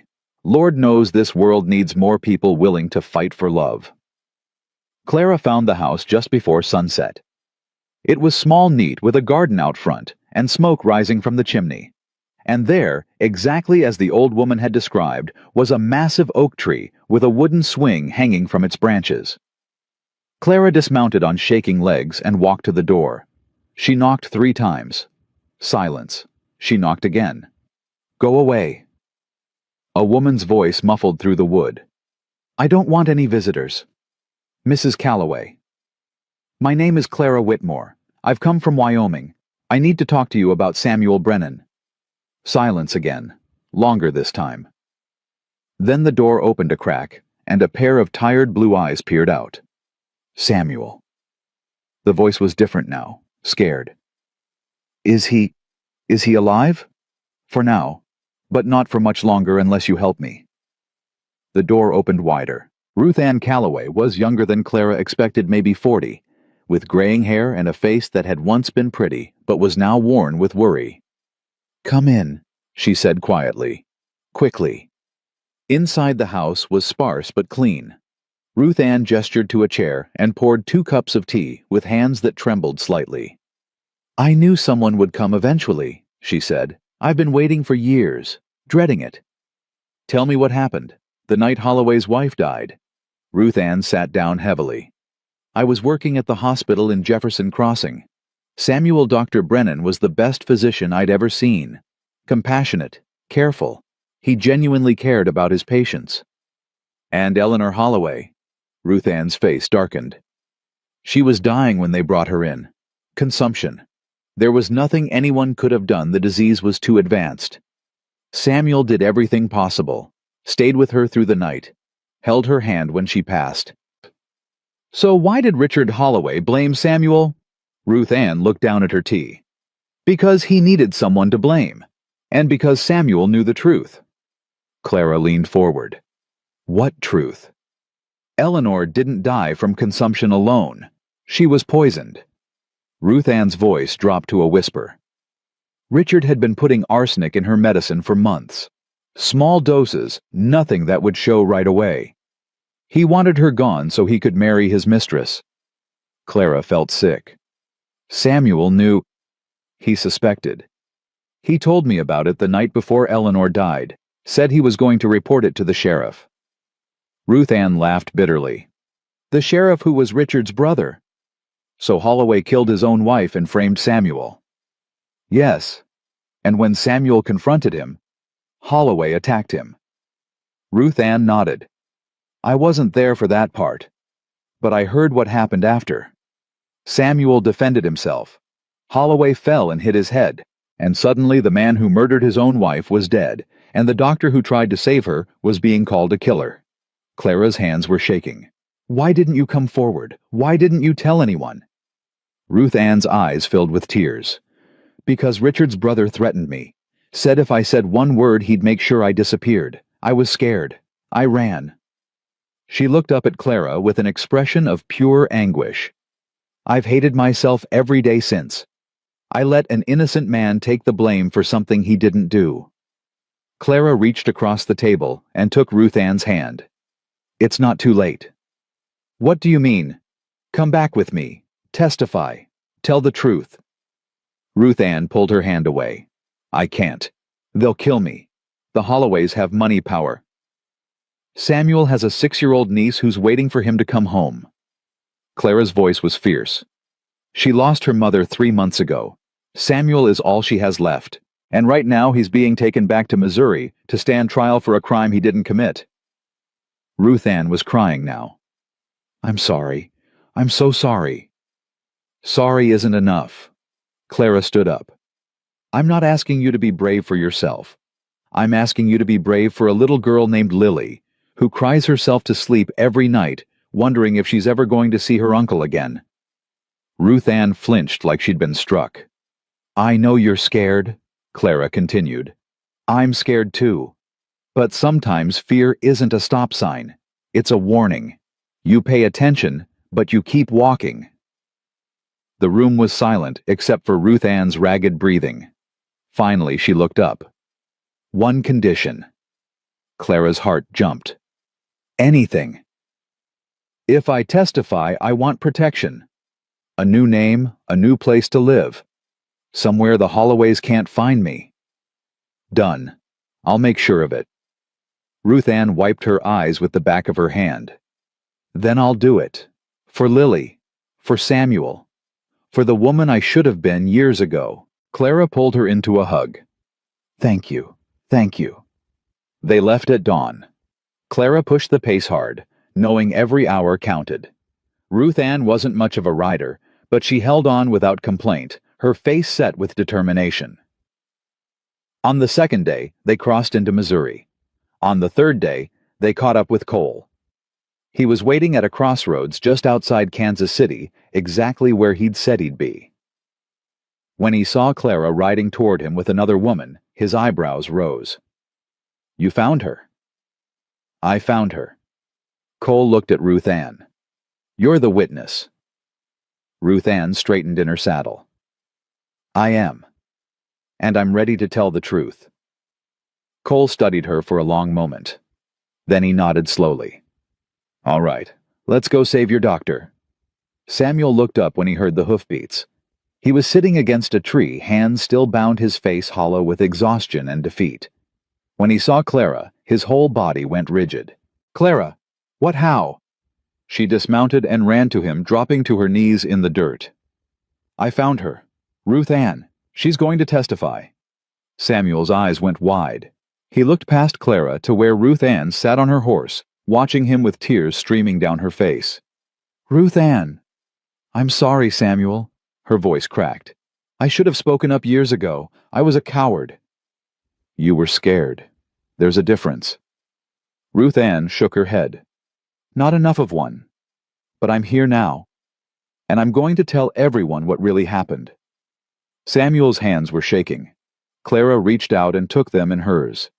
"It's over," she whispered. "It's finally going to be over." He looked at her with an expression she'd never seen before, wonder, gratitude, love, all tangled together.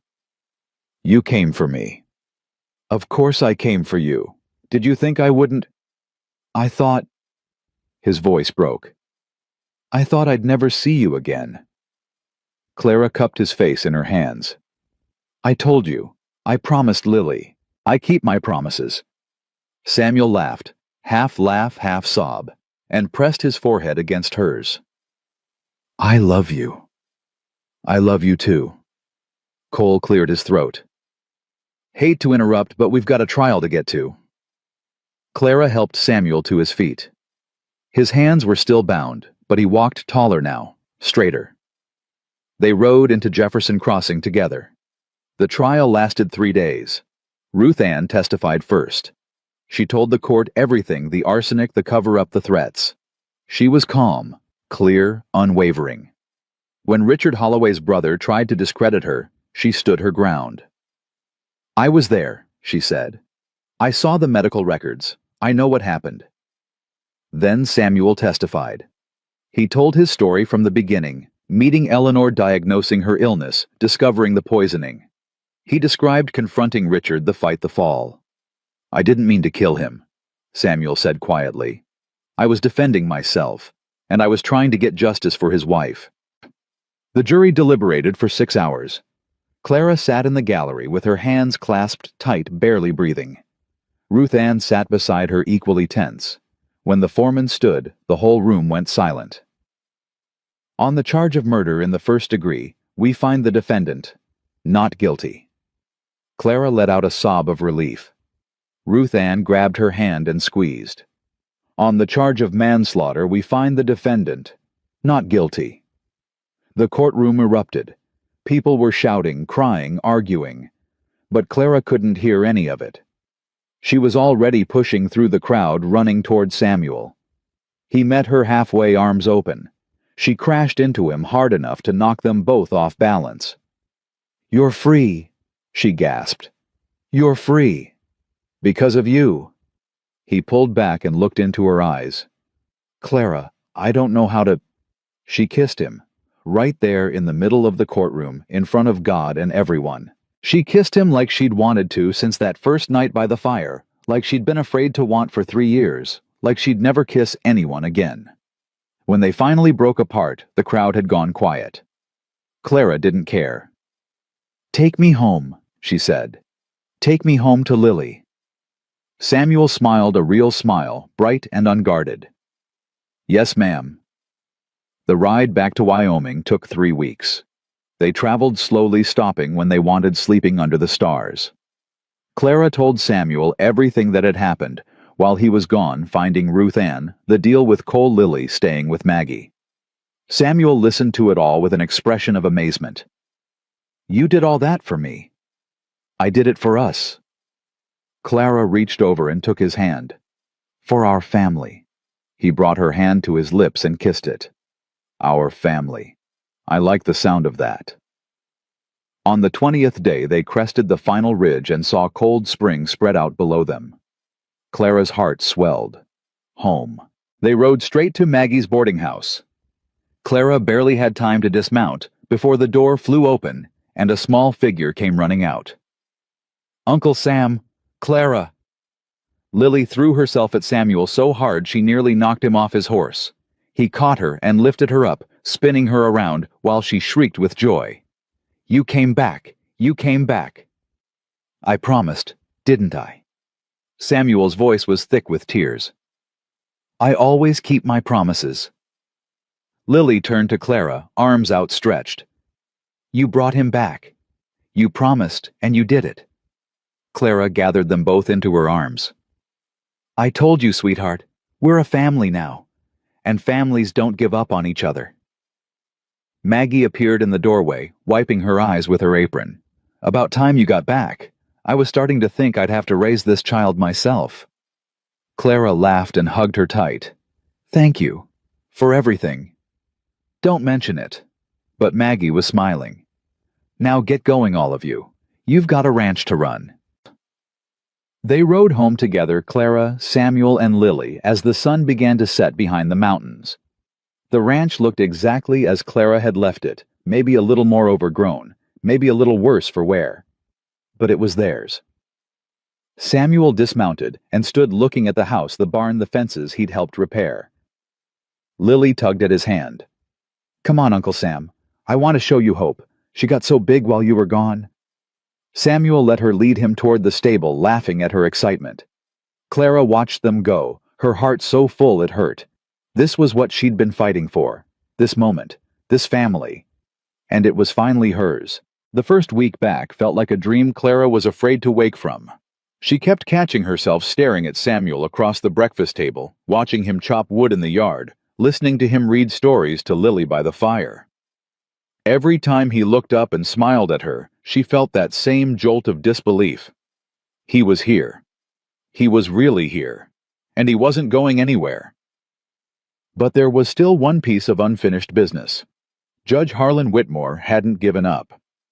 While Clara was in Missouri, he'd filed his petition with the court.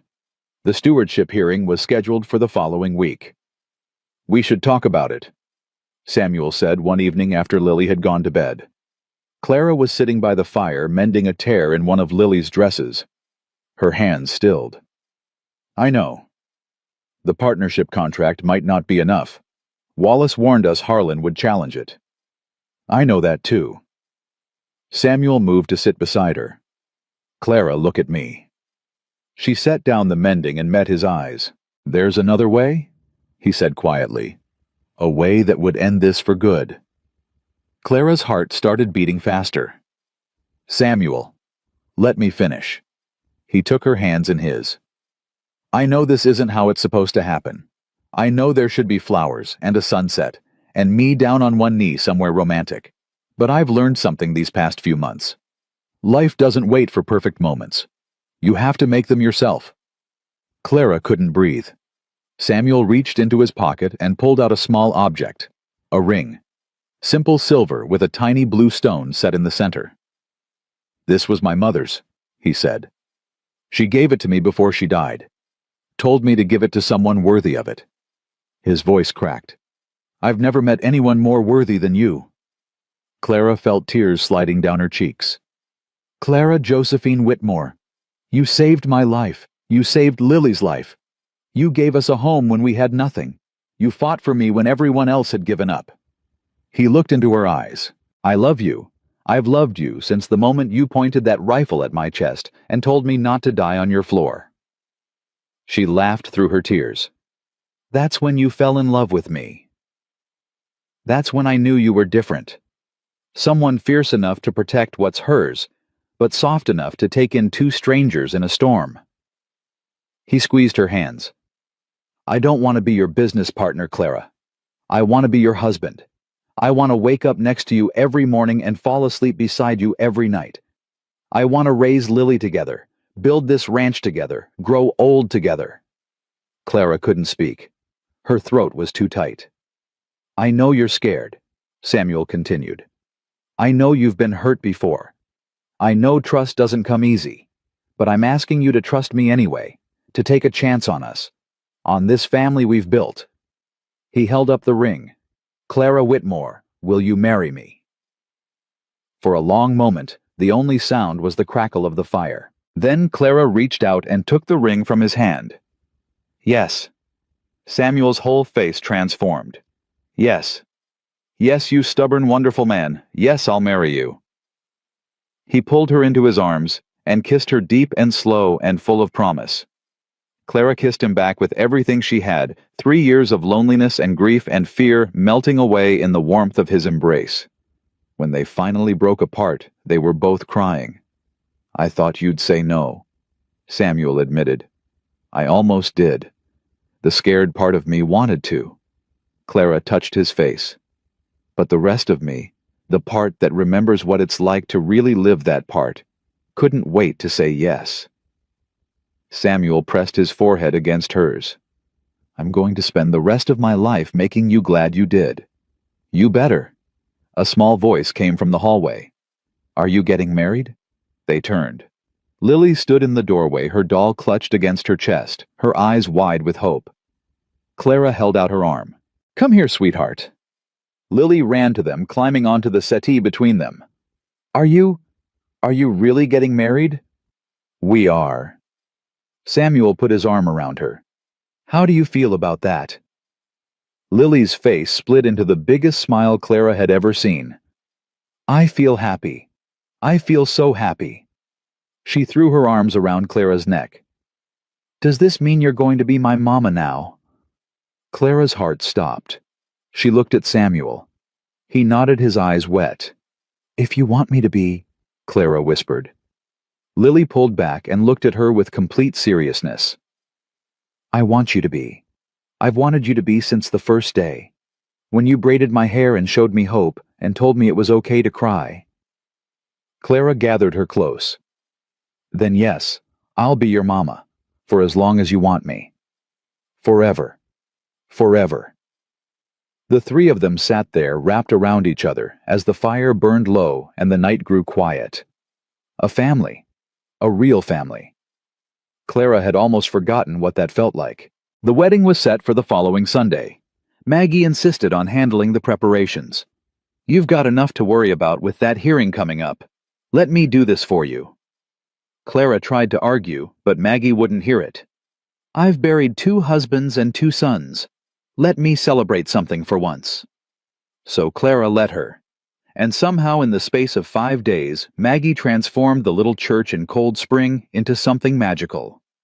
"Nothing fancy," Clara had said. "Just simple, honest." Maggie delivered. The day of the wedding dawned clear and cold.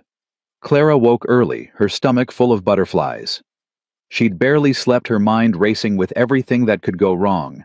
The hearing Harlan, the future stretching out uncertain and unknowable. But when she walked into the church and saw Samuel standing at the altar, all of that fell away.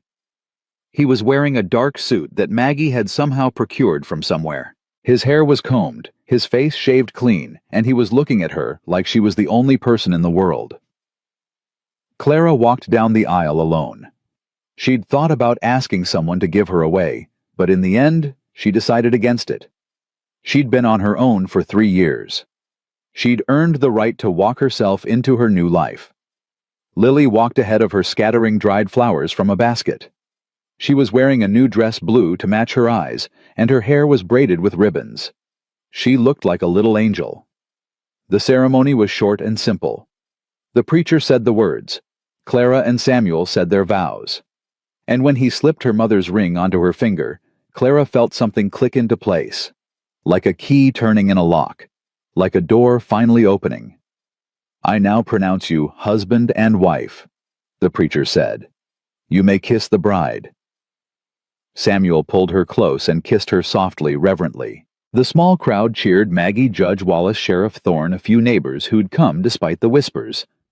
When they broke apart, Lily was jumping up and down. "They're married. They're really married."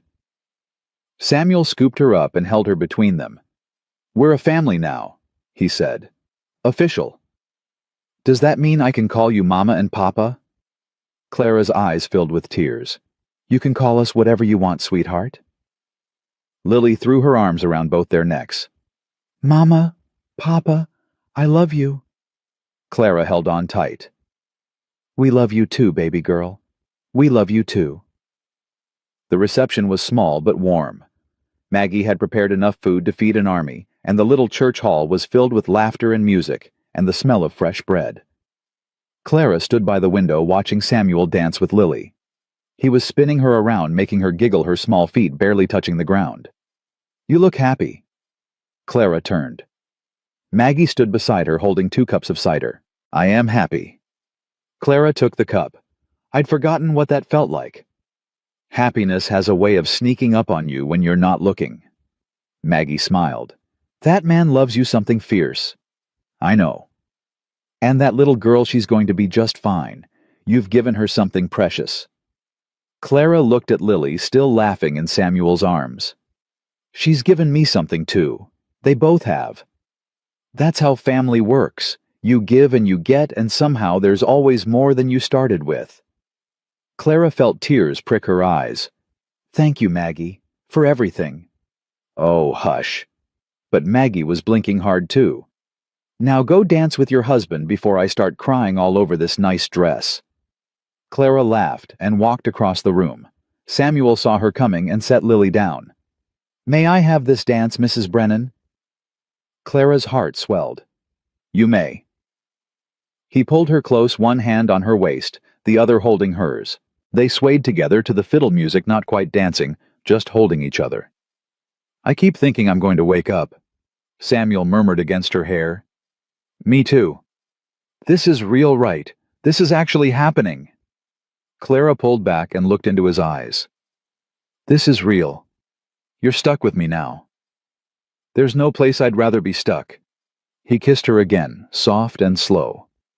Around them, the music played on. The hearing was 3 days later. Clara walked into the courthouse with Samuel on one side and Lily on the other. She was wearing her best dress, the one she'd married Samuel in, and her head was held high. Judge Wallace was already seated at the bench. Harlan Whitmore sat at the opposite table, his lawyer beside him. When he saw Clara, his face twisted with something between anger and disgust. "I see you've gone through with this arrangement," he said. Clara didn't flinch. "I married the man I love. It's hardly an arrangement." "You married a fugitive, a man accused of murder, a man who was acquitted by a jury in a court of law." Clara sat down at her table. "The same law you claim to respect so much." Harlan's jaw tightened, but he said nothing more. Judge Wallace called the hearing to order. "We're here to address the petition filed by Judge Harlan Whitmore regarding the stewardship of the Monroe Ranch property." He looked at Harlan. "You claim that Mrs. Whitmore, now Mrs. Brennan, has failed to meet the requirements of the stewardship clause in her deed. Is that correct?"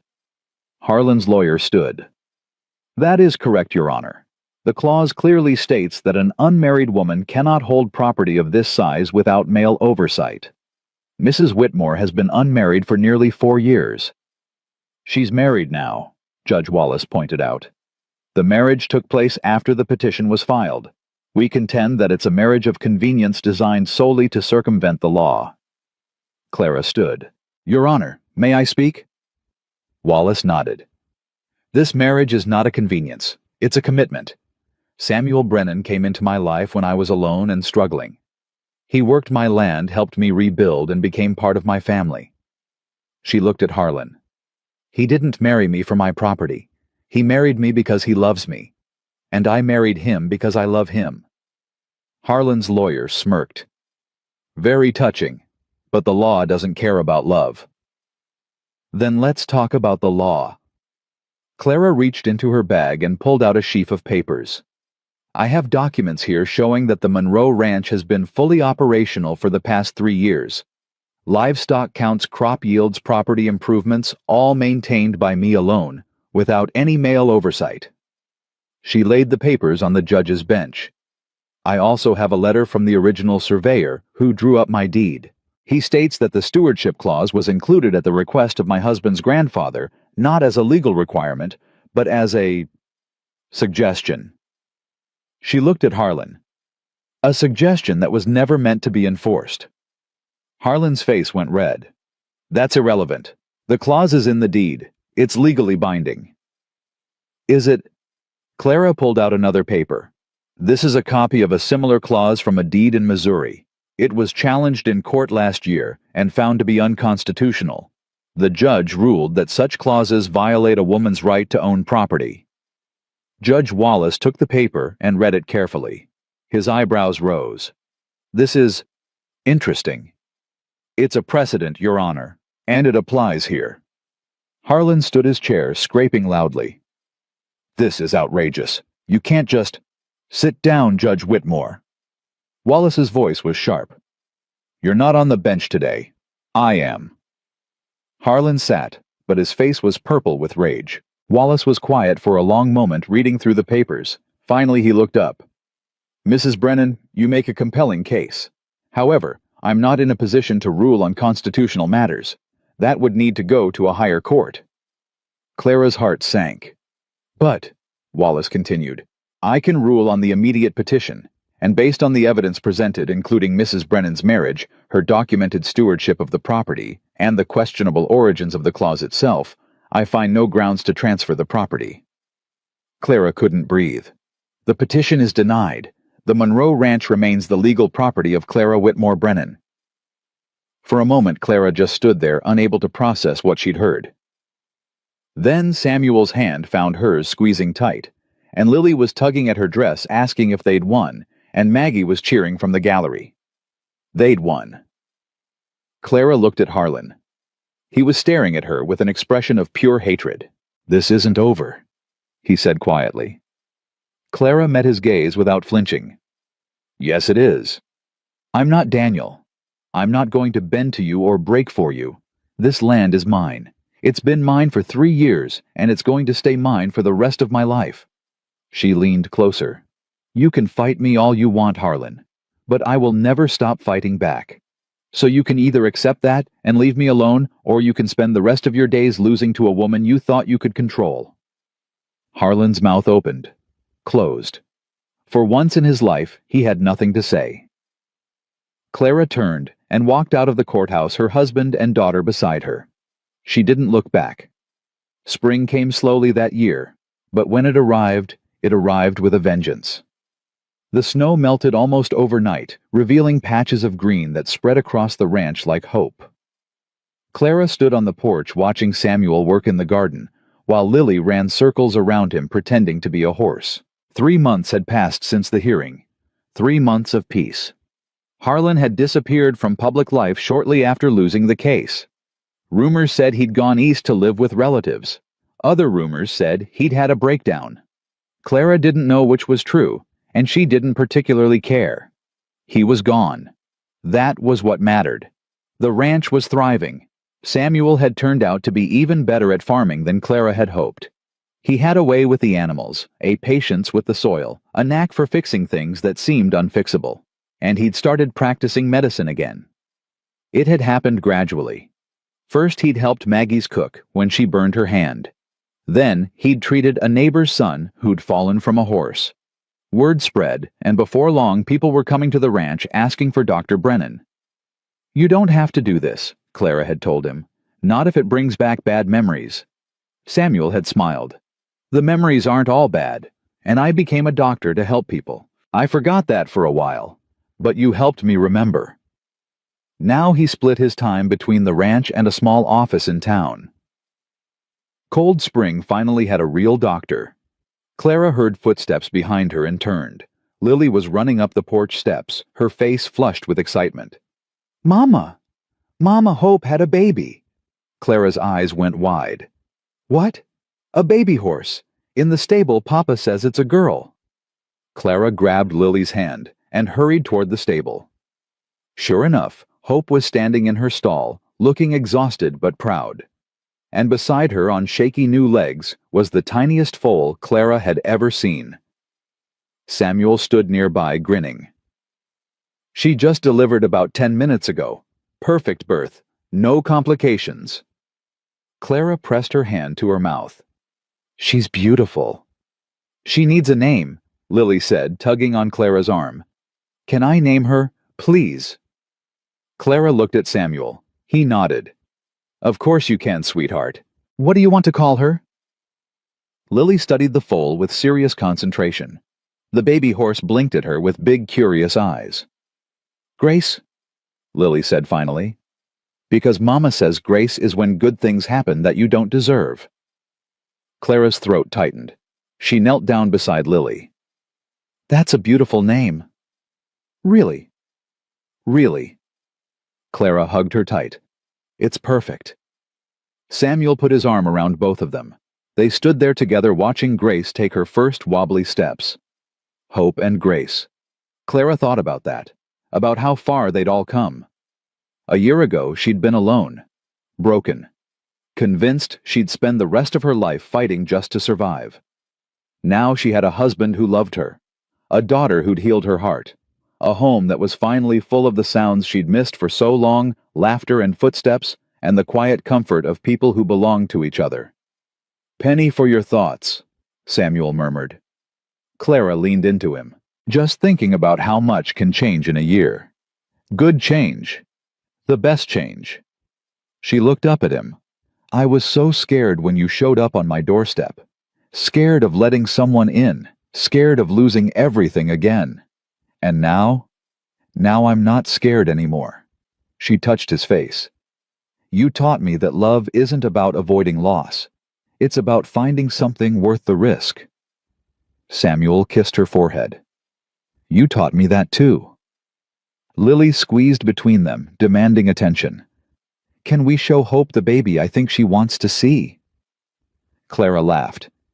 "Sweetheart, Hope is the mama. She knows the baby is there." "But she should know we're happy for her." Samuel scooped Lily up onto his shoulders. "You're absolutely right. Let's go congratulate her properly." They walked into the stable together, Lily chattering excitedly about all the things she was going to teach Grace when she got bigger. Samuel listened patiently, adding suggestions making Lily giggle. Clara hung back for the moment watching them. Her family. The word still felt strange in her mouth. Foreign. Like a language she'd forgotten how to speak. But every day it got easier. Every day she believed it a little more. That night, after Lily was asleep, Clara sat with Samuel on the porch. The stars were out bright and countless, and the air smelled like spring. "Do you ever think about the future?" Clara asked. Samuel considered the question. "I try not to think too far ahead. The past taught me that plans can fall apart in an instant. But if you could plan, if you could dream, what would you want?" He was quiet for a long moment. Then he reached over and took her hand. "More mornings like this one. More evenings like this. Lily growing up healthy and happy. Maybe," he paused, "maybe another child someday. If that's something you want." Clara's heart skipped. Another child. Only if you want. I know you've been through a lot. I wouldn't ask you to. I want. The words came out before she could stop them. I want that. I want all of it. Samuel's face lit up. Yeah. Yeah. Clara squeezed his hand. I stopped dreaming about the future after Daniel died. It hurt too much. But you've made me want to dream again. He pulled her close, wrapping his arms around her. Then let's dream together. Whatever comes, we'll face it, side by side. Clara rested her head on his shoulder. Promise? Cross my heart. She smiled against his chest. I love you, Samuel Brennan. I love you too, Clara Brennan. They sat there until the stars began to fade, holding each other, watching the sky lighten at the edges. A new day was coming, a new season, a new chapter. And for the first time in years, Clara couldn't wait to see what it would bring. Months passed. Summer turned to fall, fall to winter, and then spring returned again, gentler this time, like it knew they'd earned some peace. On a warm April morning, Clara woke to the smell of coffee and the sound of Lily's laughter from the kitchen.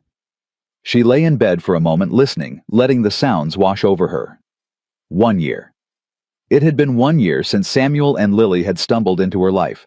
She got up dressed and walked to the kitchen. Samuel was at the stove making pancakes. Lily sat at the table drawing pictures, her tongue poking out in concentration. Morning, sleepyhead? Samuel said, kissing her cheek. Morning. Clara sat down beside Lily. What are you drawing, sweetheart? Lily held up her paper. It was a picture of the ranch, the house, the stable, the garden. And in front of it 4 stick figures. 2 tall, 2 small. Clara's breath caught. 4? Lily grinned. That's you and Papa and me and the baby. Clara looked at Samuel. His eyes were shining. I told her this morning, he said softly. I hope that's okay. Clara laughed, tears springing to her eyes. They'd found out just last week. She was 3 months along, still early, but healthy, strong. It's more than okay. She pulled Lily into a hug. What do you think about being a big sister? I think it's the best thing ever. Lily bounced in her seat. I'm going to teach the baby everything. How to ride horses and feed chickens and braid hair and... One thing at a time, sweetheart, Samuel said, setting down a plate of pancakes. The baby won't be here for a while yet. But I can start planning now, right? Clara laughed. You absolutely can. They ate breakfast together the way they did every morning. Lily talked about her plans for the baby. Samuel told stories about his childhood. Clara sat back and listened, her hand resting on her stomach, feeling the tiny flutter of new life. After breakfast, they walked out to the pasture together. Hope and Grace were grazing side by side, their coats gleaming in the morning sun. Lily ran ahead, calling to them. Samuel took Clara's hand. You okay? More than okay. She looked up at him. I'm happy. Really, truly happy. I know the feeling. They watched Lily climb the fence and reach out to pet Grace's nose. The young horse nuzzled her palm, gentle as a lamb. She's going to be a wonderful big sister, Clara said. She's already wonderful. She just needed the chance to show it. Clara leaned against him. We all did. Samuel wrapped his arm around her. A year ago, I was dying in a snowstorm with no hope and no future. Now I have a wife, a daughter, a home, and a baby on the way. His voice cracked. I still don't understand how I got so lucky. It wasn't luck. Clara looked up at him. It was love. Love and stubbornness, and refusing to give up. Sounds like someone I know. She smiled. We're quite a pair. The best pair. He kissed her soft and sweet. In the distance, Lily was singing to the horses, making up words as she went along. Clara closed her eyes and let the moment wash over her. This was it. This was everything she'd ever wanted and everything she'd been afraid to hope for. A home, a family, a future. Not perfect. Nothing was perfect, but real. Solid. Hers. She'd spent 3 years learning how to survive alone. And then Samuel and Lily had shown up half-frozen and desperate and taught her something more important. They'd taught her how to live again. "What are you thinking?" Samuel asked. Clara opened her eyes and looked at the ranch spread out before her. The house she'd fought for. The land she'd bled for. The family she'd never expected to find. "I'm thinking that home isn't a place you buy," she said. "It's the place you build, one day at a time, one choice at a time, one act of love at a time." Samuel pulled her closer. "And you've built something beautiful. We built it, together." Lily came running back, grabbing both their hands. "Can we have a picnic? Please, by the river. It's so pretty today." Clara looked at Samuel. He shrugged, smiling. "Why not? We've got nowhere else to be." They gathered blankets and food and walked down to the riverbank together. The water sparkled in the sunlight, clear and cold. Lily immediately kicked off her shoes and waded in, shrieking at the temperature. Clara and Samuel sat on the blanket watching her splash and play. "This is good," Samuel said quietly. "It is. I mean really good, like the kind of good I didn't think existed anymore." Clara reached over and took his hand. "It exists. It just takes work to find it, and courage to hold on to it. You've got plenty of both. So do you." They sat in comfortable silence, the sounds of the river and Lily's laughter filling the air. After a while, Lily came running back, dripping wet and grinning. "The water's cold." "You don't say." Clara wrapped her in a blanket. "Come here before you freeze." Lily snuggled between them, shivering happily. "This is the best day ever." "Is it? Every day is the best day ever now." Lily looked up at Clara with complete sincerity. "Because I have you and Papa and Hope and Grace, and soon I'll have a baby brother or sister, and everything is perfect." Clara's eyes filled with tears. She looked at Samuel. He was crying too. "You're right, sweetheart," Clara whispered. "Everything is perfect." They stayed by the river until the sun began to set, painting the sky in shades of orange and gold. Then they walked home together, Lily between them, holding both their hands. The house was warm when they got back, the fire still glowing from that morning. Samuel made dinner while Clara helped Lily get cleaned up. They ate together, laughed together, and then curled up by the fire for stories. By the time Lily fell asleep, her head in Clara's lap, the house was quiet. Peaceful. Samuel carried Lily to bed, tucking her in with the gentleness he showed in everything he did. Clara watched from the doorway, her heart so full it hurt. When he came back, he pulled her into his arms. "Thank you," he said. "For what?" "For giving me a second chance. For believing in me when I'd stopped believing in myself. For being stubborn enough to fight for us even when I'd given up." Clara touched his face. "You would have done the same for me." "In a heartbeat." She kissed him. "Then let's call it even." They stood there for a long moment, holding each other, letting the silence say what words couldn't. Finally, Clara pulled back. "Come on, it's late. We should get some sleep." Samuel nodded, but before he let her go, he said one more thing. "I used to think home was a place you lost, something that could be taken away." He looked around the room, the fire, the quilts, the photographs on the mantel. "But you taught me different. Home isn't something you lose. It's something you build, and once you build it right, nothing can take it away." Clara smiled. "That's the truest thing you've ever said. I learned it from you." They walked to their room together, hand in hand. Outside, the stars burned bright over the mountains. The horses slept in the stable. The wind whispered through the grass. And in a small house on a ranch in Wyoming, a family rested. Not because the world was safe or the future was certain. Not because they'd never face hardship again, but because they'd found each other. Because they'd chosen each other. Because they'd built something together that was stronger than fear, deeper than loss, and more enduring than any storm. Clara Whitmore. Brennan had spent 3 years learning to survive alone. Now finally she understood something more important. Survival wasn't the goal. Living was. And she planned to live every single day of the life she'd fought so hard to build, with her husband beside her daughter in her arms, and a new life growing in her belly. Clara looked toward the future with something she hadn't felt in years. Not hope. That was too small a word. Certainty. The certainty that no matter what came next, storms or sunshine, hardship or joy, she would never face it alone again. Because home wasn't a place you bought or inherited or defended. Home was the people who stayed. And these people, her people, were staying forever.